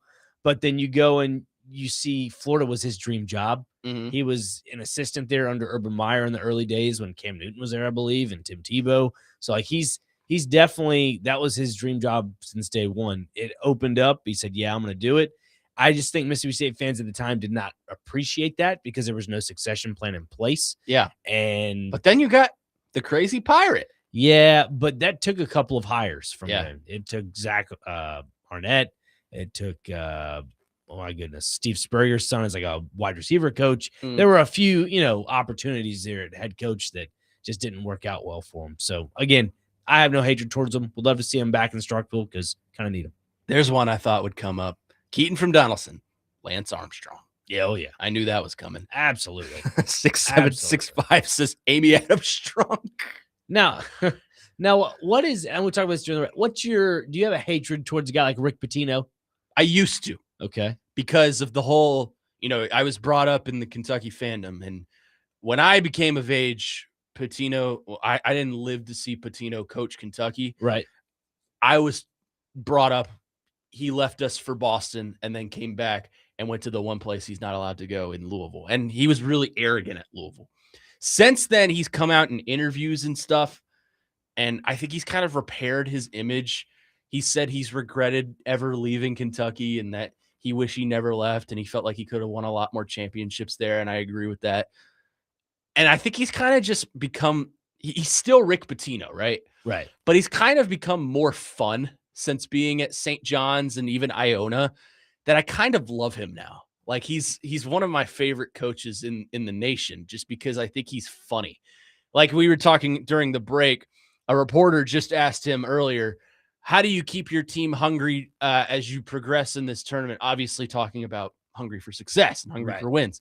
He goes, well, I lock him in a basement and I don't feed him for a week. I was like, okay. Look, he has a little He's sense of humor. hilarious. You got to love that. Now, He's the Godfather. he did donate some money to the University of Kentucky, 2 seasons ago? Or was Yes. it the first season with Mark Pope? And So he's last been season? very, very supportive of the university since the hire of Mark Pope. I don't know if that's just because he's a former player or because there's some regret there and that maybe he wants to come back in some capacity, which that would be my dream scenario is when Pitino finally retires from coaching hire him over as like an ambassador. So to- you would to take basketball. him back with Absolutely. open arms. Absolutely. I think most of the fan base would. So let me put a scenario out there. Say Kentucky were to fire Mark Pope 10 games into next season, Come on back. and Rick Pitino's there and says, I would love to come back. Come You on like- back. Okay. I'd be sign me up. Good to know. That would be the perfect way to end a storied career. From hero to villain, back to hero. So then what? You just like, thanks, Mark Pope. Bye. Is that what that is? Well, I think some Kentucky fans would have a little bit more harsher words to say. But Yeah. look, I talked about this with Joe this morning. I am willing to give Mark Pope one more year because I think he deserves the benefit of the doubt. Okay. He hasn't gotten that so far. I think he deserves one more year. Go out, get recruits, do a nice portal, prove to us that this season was a bad year. And if you can do that, then you're golden. You'll be great. But he gets one more year. And if it ends up like it did this year, I think fans will be fed up with it. And overall, I think the new AD coming in will have a much shorter leash on him than Mitch Barnhart did, and they'll cut him loose. Wow. Okay. I think that's what's going to happen. Let's see. More hateable people. 0989 says Tim Tebow may be the greatest college football quarterback of all time. I've seen him speak twice, and each time he took some jabs at Tennessee, so I've disliked him ever since. Well, he played at Florida, so That's a rivalry for you. Tim Tebow is one of my heroes. So, as someone who grew up watching him, I'm not a Florida fan. Great book, by the way. I haven't read that. It's really good. I've listened to a lot of his talks, and obviously you and I grew up watching Tim Tebow play at Florida, so he wasn't very good in the NFL, but he was incredible at Florida. Keaton from Donaldson says Diego Pavia. I knew that one would come up. Joel says Isaiah Wilson from the first round pick that the Titans took, the lazy panda, as he's called. I think that's a good little topic here for a quick second. Have people, I guess, given enough grace to the point of saying, "Hey, J-Rob, we accept your apology"? Has that come to? I have ground? certainly, Yeah. as an individual, Same here. but I think there's just a handful of people that still resent him for the mistakes, and I think J-Rob acknowledges the mistakes. And look, I understand as a GM in the NFL, you're going to get some misses. It's just a matter of where those misses were, and you can't have those in the first round in consecutive years like he did. So That's true. I think that's where a lot of the resentment comes from. But I think a lot of the resentment towards Amy Adams Strunk comes from the resentment towards John Robinson because of the quick trigger firing, which should have never been done. Maybe at the end of the season, but they were in first place. And that one Eagles game dictated his entire job. So, look, I understand the whole A.J. Brown situation, but you got to move on from that. It was 6 years ago. And now they're back on the upswing. Yep. From what it seems like on paper. On paper, yeah. They're in a good place now. Sort of. A lot better place. Let's see. 3783. If we're going based off rivalry hatred, I'd have to add Tony V as a Vandy fan. I don't see why everybody hates Tony Vitello. I'm not a fan, but I feel that. Like as a person, I don't know if I can say a fan, not a fan, whatever. But the fact that he's making the jump from college to pros, you got to give the guy credit. I'd like to see him have some success there, just because I think it's a cool story. Yeah, I will say, I was telling this to Parker and Chase yesterday. Like San Francisco trolling their own manager. They played a bunch of Morgan Wallen songs after their loss Wednesday. Like, what are we doing? What are we doing? Yeah. What do we do? It's Part of me died that night. Are you gonna Parker? Are you gonna buy the Giants Vols collab hat that they're doing? That is the stupidest idea of all time. No, because if this doesn't work out, I don't want to look stupid. Good. That's a good answer. Anyone who buys stuff like that is dumb. It's true. The only acceptable ones are like split jerseys of the same player for the same team. Like, you know how they make the Eddie George one where it's half Oilers and then half Titans. Those are the only acceptable ones.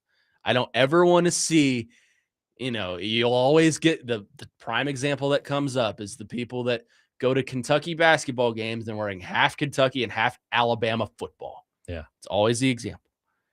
And I have a book about that. So you should check it out on It's Amazon. Book of Fandom. 615-737-1025 is the phone number. Coming up next, the Predators suffer a tough loss last night against the New Jersey Devils, 4-2. How does this hit the overall playoff push that the Preds are trying to make? They're obviously aiming for wild card 1. Not locked in, but they're sitting at that wild card 2 position right now as we speak.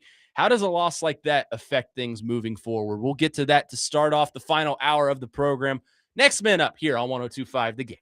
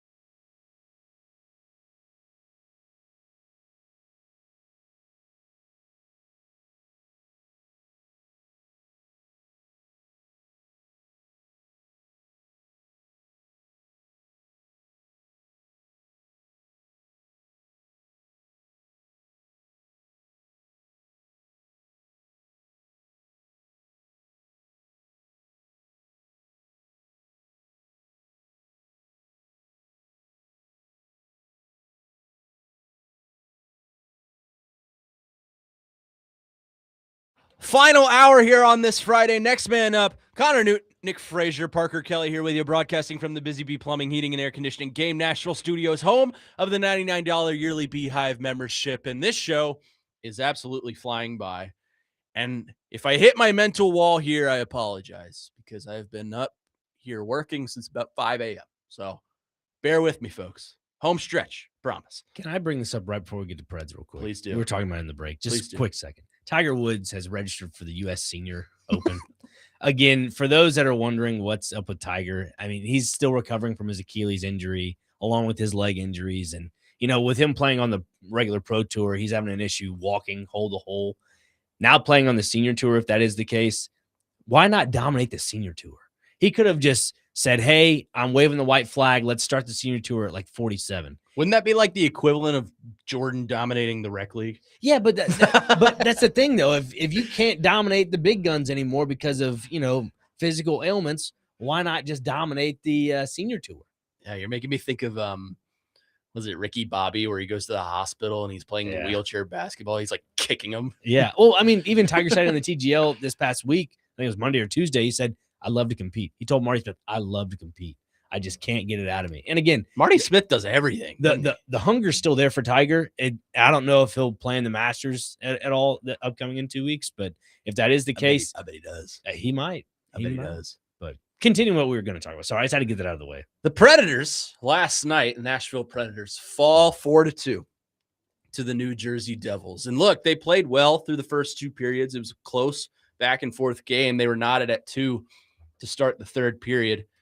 I think you could make the argument there was a whistle that shouldn't have been there. Officials got involved when they shouldn't have at that stage of the game. But regardless, it all counts the same. The Predators drop one. They lose a 5-game win streak. They're in action tomorrow against the Montreal Canadiens. Almost said Minnesota Wild. Sorry. Montreal Canadiens in Bridgestone Arena. So, with everything going on with the Predators, the push they're trying to make, the season they're trying to be known for this year, they're currently sitting in a wild card spot. A win tomorrow would help them out pretty substantially, even though it is an Eastern Conference team. It would still help them out. The points count the same, sort of. You have 4-point games, but it is an important game for them. As Pete and Max keep saying, every single broadcast we have, it's the most important game of the year. So tomorrow is no different. But as far as last night is concerned, how much of a setback do you think that throws into the Predators' playoff push? As we, what do we have, 10 games left in the season? Yeah. How much of a wrench in the plans does that throw? I don't think it throws much of a wrench because just watching the TV broadcast last night, there was a statistic that was put out there. It was when pregame with Hal and Lindsay. They spoke with one of the, I guess, TV analysts when it comes to the numbers. And he was mentioning that if the Preds were to win last night, they would have skyrocketed up to 75%, 80% for a win percent, or I guess winning percentage to get into the playoffs. A loss puts them right at 50, which again, I don't understand the bottom part of that. Yeah. I don't think still having a 3-point lead with that second wild card spot right now, I don't think that's a 50-point gap to me. I think that's more of a 65% gap. Maybe that's just me being more optimistic. No, the percentages are confusing to me because they raise so slightly with a win, but they drop so significantly with a loss. Well, it just goes to show you because the numbers of you win a game, that's 2 points. You lose a game, you get nothing. You got overtime, you get 1. You know, it just stuff like that. But overall, looking at the Preds' rest of their schedule, I don't think it hurts them. I mean, let's be honest. Montreal and Tampa Bay are 2 playoff teams that are going to be tough to go up against. In a tougher conference. Correct. And I see those games against Los Angeles, San Jose, Anaheim, even Utah. Like if you're the Predators and you can string together, and I mentioned this to Jake last week, out of those 6 away games, if you can at least string together 3 wins on that away trip, win half of your games and make them be in regulation. Yeah. I think you're hands down in the playoffs. That was a prediction I made. So you're saying come away with 6 points over the next 6 games? Yep. Okay. You can do a point per game and still get in. But so go to overtime every game and you'll be in. I mean, you could do that, but I mean, you're just going to be very tired. I mean, we all saw the goal last night. That was just, it was, I don't know how it went through Roman Yossi and the other goal scorer. It went like through their shirt. I don't know Yeah. how, but Onanen didn't see it. I think if that goal would have been stopped, I think the trajectory of the game changes tremendously. Also, we talk about the penalty call late in the third period. If that doesn't get called, I think we're talking about overtime. Here's what I think. I think if you are honed in on the idea that the Predators need to clinch that wild card 1 spot, that loss probably hurts you a lot. Yeah. I don't think I don't know. I don't want to say they don't have the goods to go the distance and get that wild card 1 spot because I think they have the drive to do so. Mm-hmm. But I'm just looking at this logistically from a point standing. I don't know if unless they are just damn near perfect the rest of the way, I don't know if they're going to have the opportunity to rack up enough points to be in that position.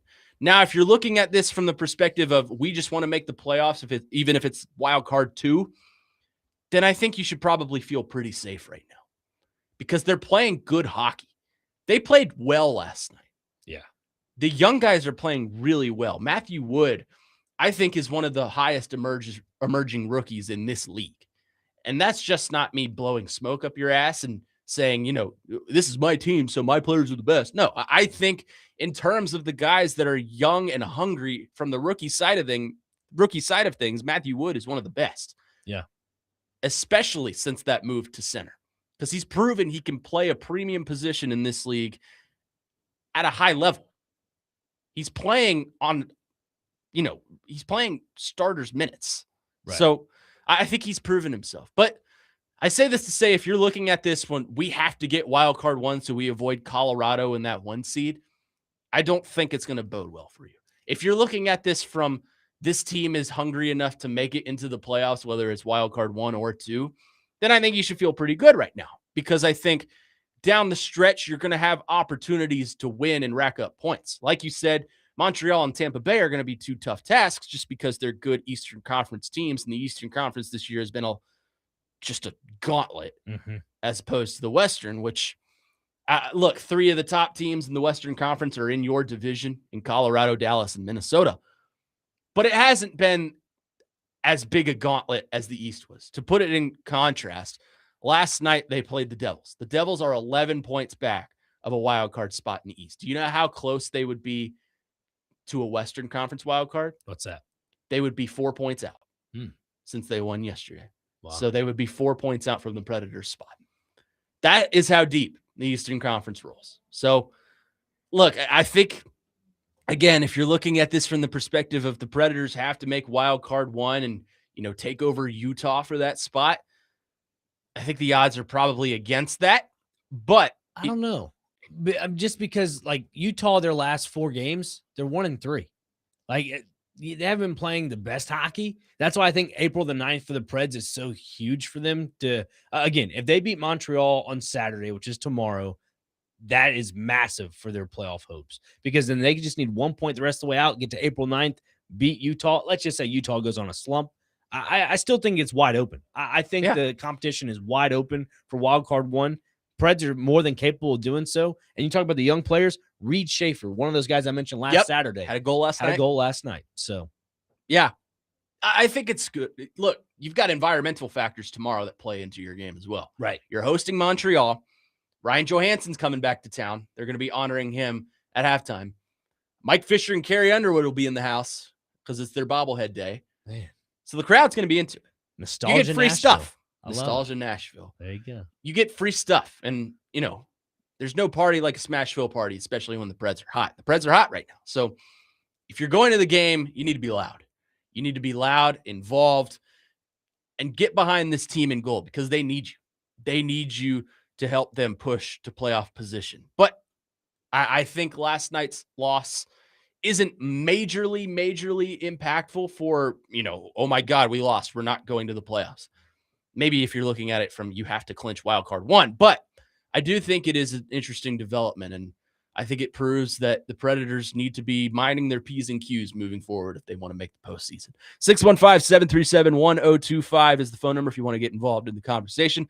We'll continue the Preds conversation coming up next. I want to ask Nick Frazier, is this young core that the Predators are building and the Predators are trying to make the playoffs with, is it solid enough to build a championship roster in the future? We'll discuss that coming up next. Connor Newton, Nick Frazier, Parker Kelly here with you on Next Man Up on 102.5 The Game.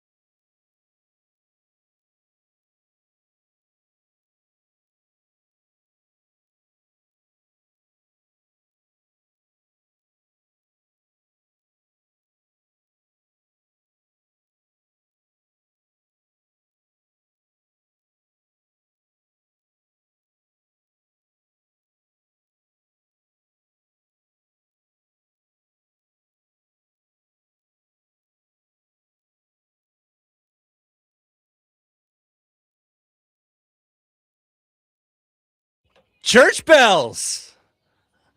This is the good Carrie. This was like 15 years ago when she first came out right after American Idol. This is the good stuff right here. You hear that crowd in the background? They're just I feeling love it. Carrie Underwood. Yes. Like, how can you not? I mean, you hear her around town all the time. Carrie Fisher. I guess marriage-wise, different Carrie. Yeah, not the same Carrie Fisher from Star Wars. Rest in peace. Yes, R.I.P. Next man up here on 102.5 The Game, Connor Newton, Nick Frazier, in for Jake Lyman today, who's off in Fort Worth, Texas, home of the Horned Frogs, to call Vandy and Notre Dame. We're talking Preds and overall the future of this franchise. They're making a playoff push, and a lot of it is because of the young talent that they have on this roster. So I ask you, Nick Frazier, and I ask all the listeners, 615-737-1025, is this young core good enough to build a championship roster around for years to come? Hold that thought. Let's go to our phone lines real quick, driven by WilsonCountyHyundai.com, and welcome in our good buddy Dustin in Hopkinsville, who's been on the line waiting for us. Dustin, what's up? Dustin. You guys, Dustin? Okay, maybe Come not. on, Dustin. Yeah, Okay. Probably some bad signal. He had Yeah. a fire. Well, he He might had a be fire mowing question. today. Yeah, he might be. You're right. He might be mowing today. He is mowing. He texts us pictures of him mowing all the time. It is grass cutting season, by the way. I got to mow tomorrow. Yeah. It's supposed to rain a little bit today, so you got to wait till tomorrow. I'm gonna say wait till tomorrow supposed- afternoon, Supposed Sunday to be morning. clear, 60s. It's perfect. Yeah, Go out there in a hoodie and shorts, and Yes. We'll do it. I think that might be him calling yeah, back. that's fine. I mean, Yeah. I don't want to give out too much of my information when it comes to this Preds roster. You know where I'm gonna lean on this, but All right. I think he's back Dustin with is us. called back. Okay. All right. I think he's back with us. Dustin, what's up? You guys love that anticipation, don't you? It was the suspense building. I couldn't wait. keep us on the edge of our chairs. Yeah. See, that built it up like 90% right there. It's all about presentation. Yeah. Hey, so, yeah, well, things are. And I tell the guys that help me work sometimes, like, man, perception is 90% what people see. Now, let's just lead into it with that. I've seen a slow-ass team that Barry Trotz put together, and I wasn't impressed. I liked the pickups when we got them, but, man, it's been a little – but these last few weeks, this team has some dog in them. They haven't given up, and why the hell not? Get in the playoffs. I don't care where you get in. Quit talking about the team. You ain't got in, you just get in, all right? And keep playing with that dog. And when you get there, you never know what's going to happen. I don't even have to talk about the 2017 run we had, 2018, whatever. And it's the Preds and the Avs. It's always a good matchup. Maybe not on paper, but, buddy, how many times have we beaten them this year? Anybody know? I think twice. That's it. I thought, was it in the first of the year? Yeah, they played them back here in Nashville. They won like 6-2. Yeah. Okay. Well, maybe I was wrong there. I thought we had beaten them on that. I don't care. Get your ass in and anything can happen, dude. Just play with the heart and go get these guys. Do I believe we can make a Stanley Cup run with this core? No. You need a couple more pieces that aren't so old. Steven Stamkos, he's getting up there. It's only a matter of time. O'Reilly, he's a hell of a player. Hart, it's only a matter of time. Father Time does not discriminate. And while you need the youth is doing great, and those guys are teaching them, you need the middle of the road age where they already know and they have leadership skills as well. Like, this team can't do it yet. But then again, crazy stranger stuff happens. So, yeah, get in. I don't care who we play. Get your ass in there. Thanks for the call, Dustin. I appreciate it. Nick Frazier, rejoice. I do. You've rejoice. got someone on your side. Thank you, Dustin in Hopkinsville, for agreeing with Dr. Crane, Nick Frazier. I've And I'm been with saying it, and thank you. And Connor's with me as well. This is a team that Barry Trotz, like, Dustin was mentioning, was slow at the beginning. It just seemed like there was too much veteran legs. But when you, again, trim off some of the fat, and I'm not saying Cole Smith and Michael McCarron were bad players, and I'm not saying that they were, old players either, because they were, on expiring contracts and so forth. But yet you look at this team right now, you bring in guys like Reed Schaefer, Matthew Wood, who is now playing at that center position that is flourishing on all cylinders. You just bring in some of the other younger talent. Like till last night, Luke Evangelista blocking the empty net goal and not knowing where the puck was, and then reacting the way he did, slamming his stick against the crossbar. They care. That shows me he's bought in. Mm-hmm. And when you have guys that are bought in, to Dustin's point, you get in the playoffs, doesn't matter where you go. Willie Donick has been preaching this for the last couple of weeks to Adam Vingan especially. Enjoy the ride. Yeah.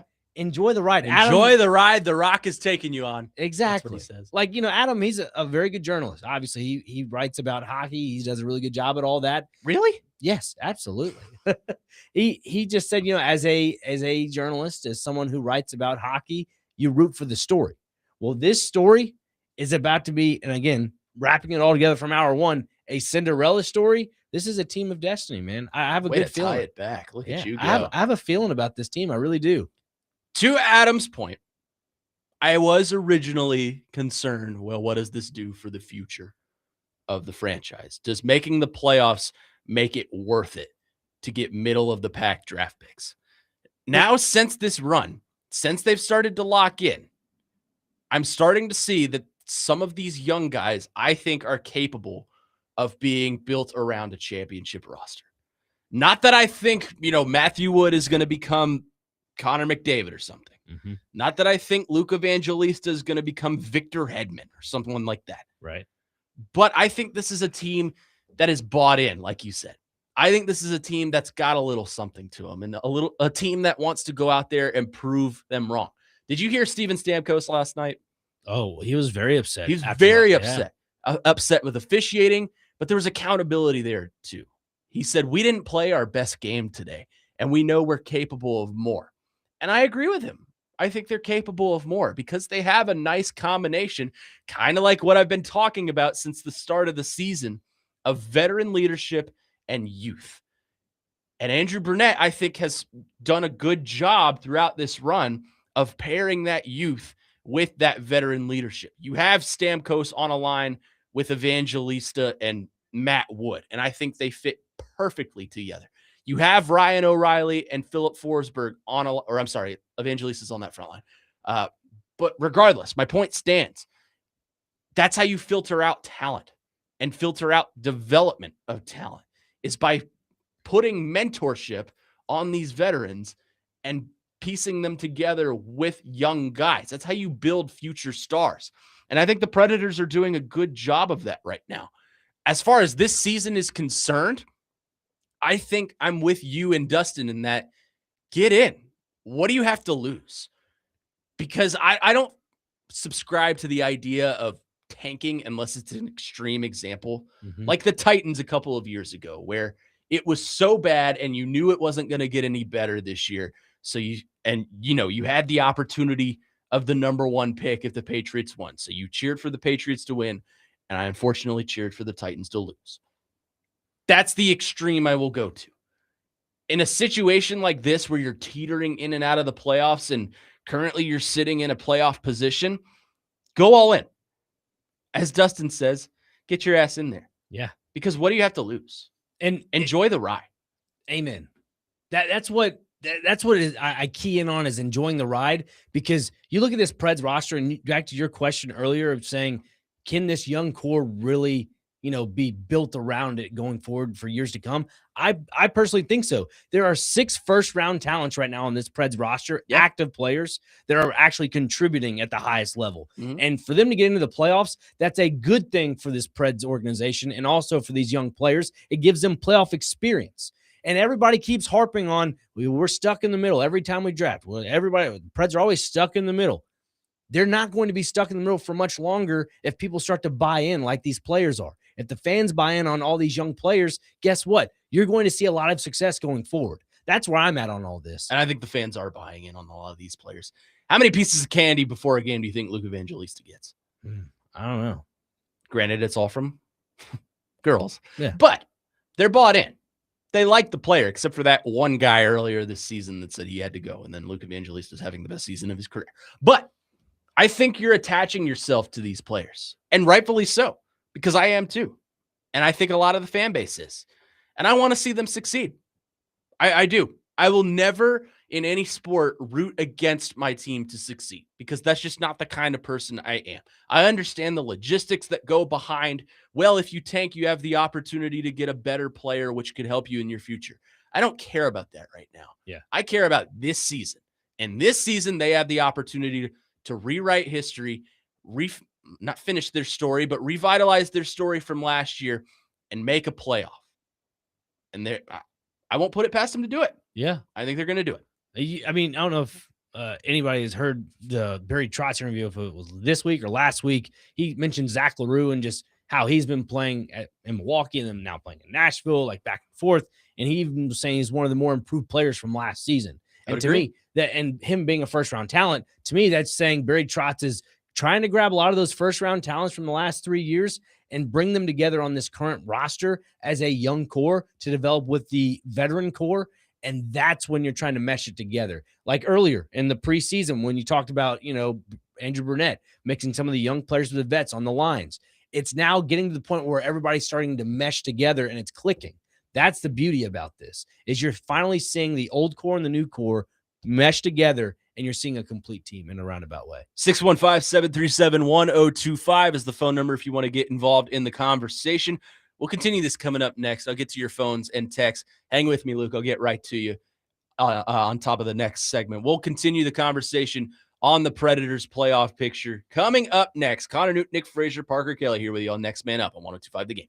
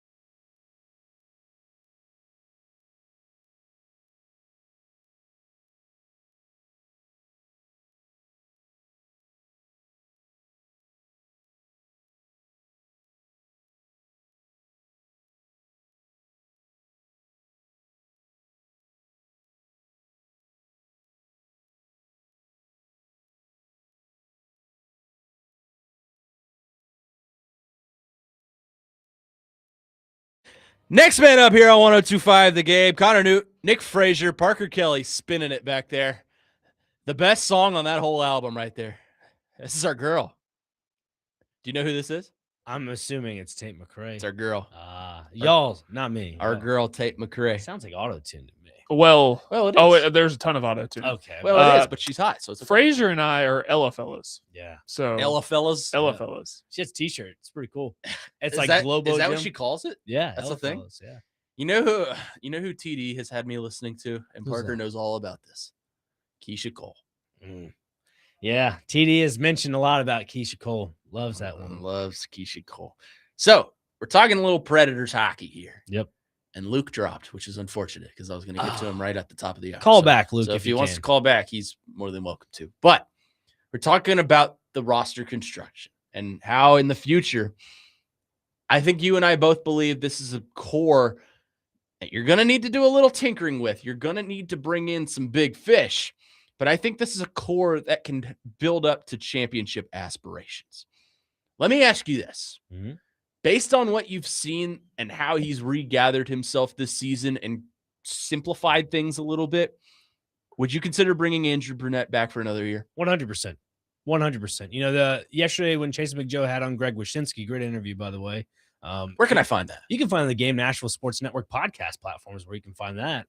No, he was asked about it. I think Big Joe asked about it. He said, you know, the conversations about Andrew Brunette being out of here at Canada have all, been, sufficed. Like that's all put to the side. That's not even in the conversation anymore. And I think that's rightfully so because of the ripping off of the Band-Aid tactic, in my opinion, of mixing the young with the old quickly.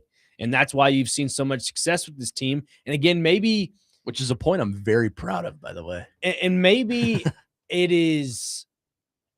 maybe it's more on the players like Ryan O'Reilly and Steven Stamkos when they said at the deadline they didn't want to go anywhere. Yeah. And they said, I want to be a part of this. Maybe that is one of the key reasons why Andrew Brunette is seeing more success with the system that they're playing. I could be completely wrong. Somebody please correct me if you'd like to. But Andrew Brunette, I think, is starting to get the gist of how this team is going to play going forward. And if there is some form of chemistry that they've kind of clicked after the deadline, let's see what they got. Yeah, no, I agree with you. And to Justin and Greenbrier's point on our text line, O'Reilly and Stamkos are still drilling shots. He says there isn't a goalie that wants to go one-on-one with O'Reilly. O'Reilly, I think I've heard Max say this a lot, and I think he's right. O'Reilly is the kind of guy every team in the NHL wants to have on their roster just because of the locker room value he brings, Right. but also the skill on the ice and how he makes players around him better. If this was basketball, he'd be a point guard. Mm-hmm. He's the ultimate facilitator. It's like white chocolate out there. Jason Williams, just watching him go. Yeah. So I think having that veteran mindset of his complemented with the ability to bring home goals and facilitate the puck across the ice and, find Forsberg or Stamkos or Evangelista or Matt Wood or you name it. I think that's the key importance. That's a guy they cannot lose down this stretch, whether it be to injury or personal matters or whatever. That's a guy that is key to the success that this team is capable of having. They cannot lose him, at least this year. I would imagine he'll be back next year. That's just, I don't know anything on that. That's just my opinion because next year's his contract year. They cannot lose him down this stretch. And if they get to the playoffs, they cannot lose him because I would argue he's the most important player on this roster. I mean, that's tough to disagree with right there, Connor. You're absolutely right. I mean, early on before the preseason, when we talked about your, topic of the lines being mixed between vets and the youngs, all that stuff, there was something that I also mentioned about how the way this team plays, you're letting the younger guys kind of chase the puck, doing the dirty work for you and allowing the vets to kind of place themselves in the right positions. Like the other night, I think it was last night, Roman Josi hit one from the top of the point and said, hey, that Bubby. Bubby. Sorry. Bubby. I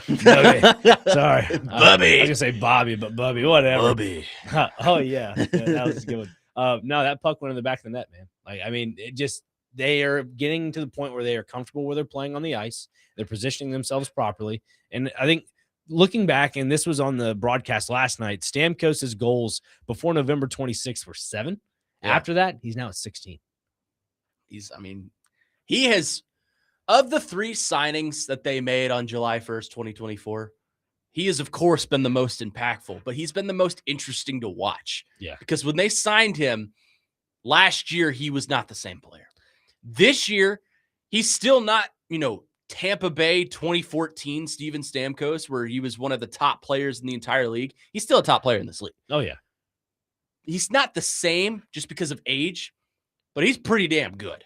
So he's been the most interesting to follow. I've also been kind of impressed with the development of Brady Shea. Mm-hmm. Not that the defense has been all that great. Defense needs to improve for this team to be a cup contender for sure. A lot of the blame gets put on Saros, but some of that is, to use a baseball comparison, he's like Paul Skeens.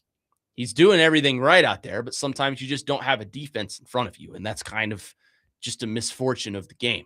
I think overall, this team has my heart, of course, because I want to see them succeed. But what I've noticed about them in this run offensively, they don't chase the puck. They make you chase the puck. Have you noticed that? Yeah. They swing. Especially in that game the other day against Vegas, where they scored 5 goals in the first period and took a 5-1 lead to the break. They made Vegas chase them. It was like watching a game of tag out there. Vegas or San Jose?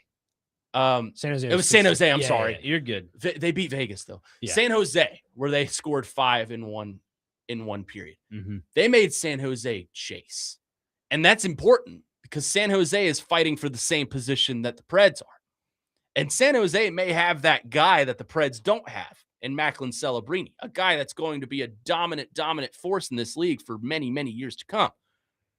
But they made him chase. And that's the key to offensive success, I think, in the Brunette system, is you don't chase the puck. You don't play from behind. You want to play from in front.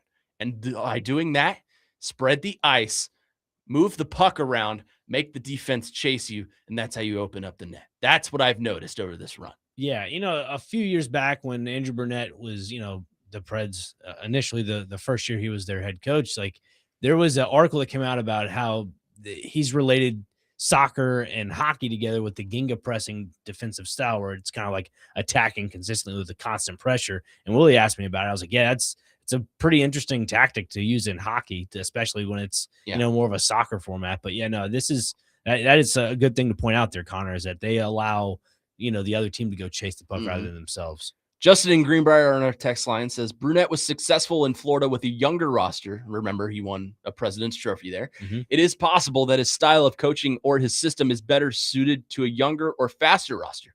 The younger players flying all over the ice, I think, also frees up the veterans to be in position to shoot higher quality shots. Yeah, that's what I was saying just a second ago. Brilliant way to put a bow on things here. Yeah.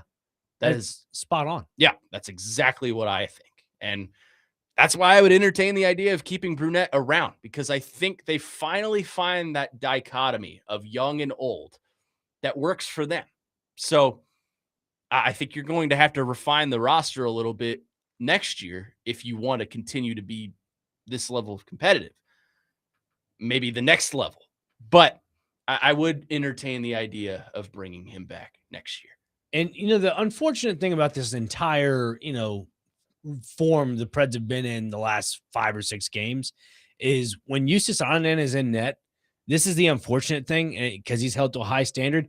He has to be almost perfect every single game he plays from the rest here on out the rest of the season. And he does a good job of that for the most part. Oh, 100%. I mean, unfortunate what happened last night, but you look at that and say, if you can get some quality starts out of Justus Anonen, and then let's see what UC Saros has in his back pocket. If he can just be UC Saros as, the vintage UC Saros that everybody knows him to be, this team could go deep.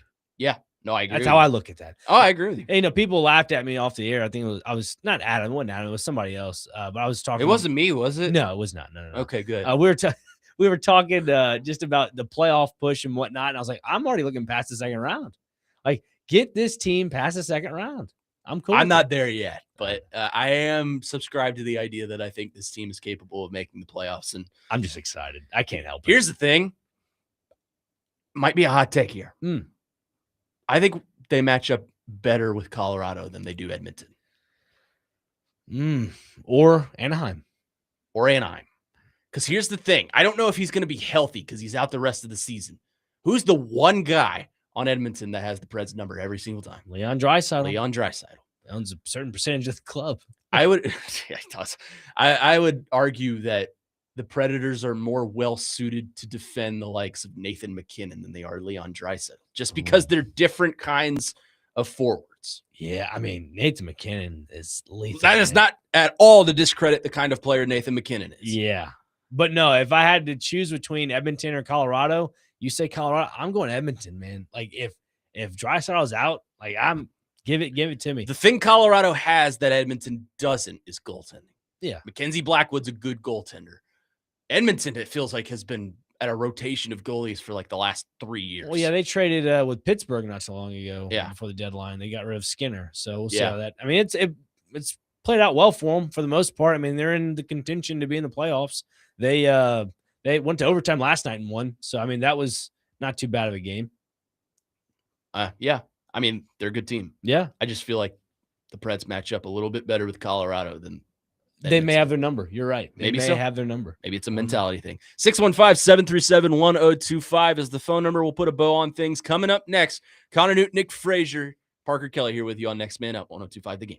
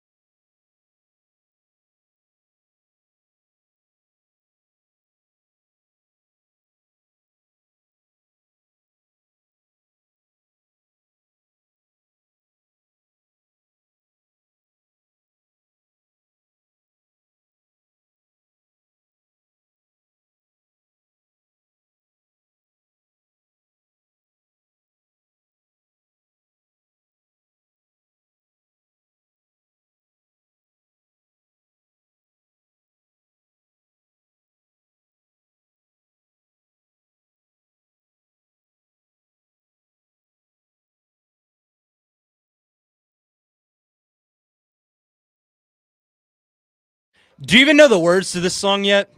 I do. He's had, I mean, let's not forget when he first got here, he was a Braves fan. And Thank now you. he's a I Cubs can fan. explain. I can explain. No. If you have to explain, you don't get to explain. I get you into school in Chicago, but I mean, Frazier and I have been loyal Cardinals for over 20 years, just so you know. there are baby pictures. Have you been alive 20 years, Connor? Yes, I have. Yeah, he's 22, actually. I know. 22, actually. There are baby pictures of me wearing Cardinals gear. It's a My true first- fan right there. My first True sporting fan. event was in Memphis for a Redbirds game. Yeah, like I was don't- 3. you don't know what tree you're barking up here, Parker Kelly. Yeah. It's a I wanted to solid- stir the pot a little bit this morning. It's a solid oak tree. Maybe has a little bit of some, decaying on the bark. but Listen. I'm a very casual baseball fan. That's why I'm relying on you two to educate me on what I need to know. Yes, we appreciate it. Well, I'll educate you with this. Alex Bregman might not work out for the Cubs. How about that? Don't say that. And also blue bad, red good in terms of baseball. Yes, there you go. Blue is good in everything else, but Blue pill, red pill. Which one to I'll take? take the red one. Red. The red one was better in the I will Matrix say, anyway. St. Louis's stadium, very nice. I ate like a king when I went there. It was awesome. right. It was awesome. And you too can eat like a king for $29. Oh, that right there is a lie. It I is don't a know. bunch of horse dookie. It is something. I'll tell you that much. I went online to go apply for the $29 ticket in Big Mac Land. Incorrect. Tickets start at $29. It was at like $73.99 before tax. So I'm about to spend almost $100 on unlimited food and drinks when I can go grab a $40 ticket that's probably 15 to 20 rows, maybe less than 20 rows Yeah. behind home plate. And I can go get me a popcorn, or I can go get me something to drink and You then a don't- hot dog. You mean you don't want to spend $73 to watch a game with Stan Musial I mean, that's third base line. and Whitey sure. Herzog? Well, Whitey Herzog, I don't know. He's still with us. Yeah, No, he's not. No, is he not? Because remember they that's wore right. the patches. He passed away. That's right. He passed away a few years ago. Rest in peace. Yeah, iconic manager for the Cardinals. Tony La Russa was there yesterday, Was he? along with Mark McGuire and a few others. Did they Terry get- Pendleton. Oh, Terry. No, I'm sorry, Vince Coleman. Excuse me, Vince Tommy Coleman. Herr probably there. Mm, TD and I were talking about Tommy Herr the other day. Apparently, he lit a firecracker and threw it into the stands. did he really? Yes. Bit of a nutcase, that guy. But you know what? An iconic journeyman. In Yes, Major he League is. Baseball. He will be a future Where Are They Now participant. I can guarantee you that. Oh, much. it's happening. Between one of them. Oh, who is it? Christian and I were talking about someone the other day, and I said, I guarantee you he's probably going to show up in Where Are They Now? So just be ready. Aroldis Chapman will probably come up from him. Oh man, yeah, we're gonna have some fun with this for sure.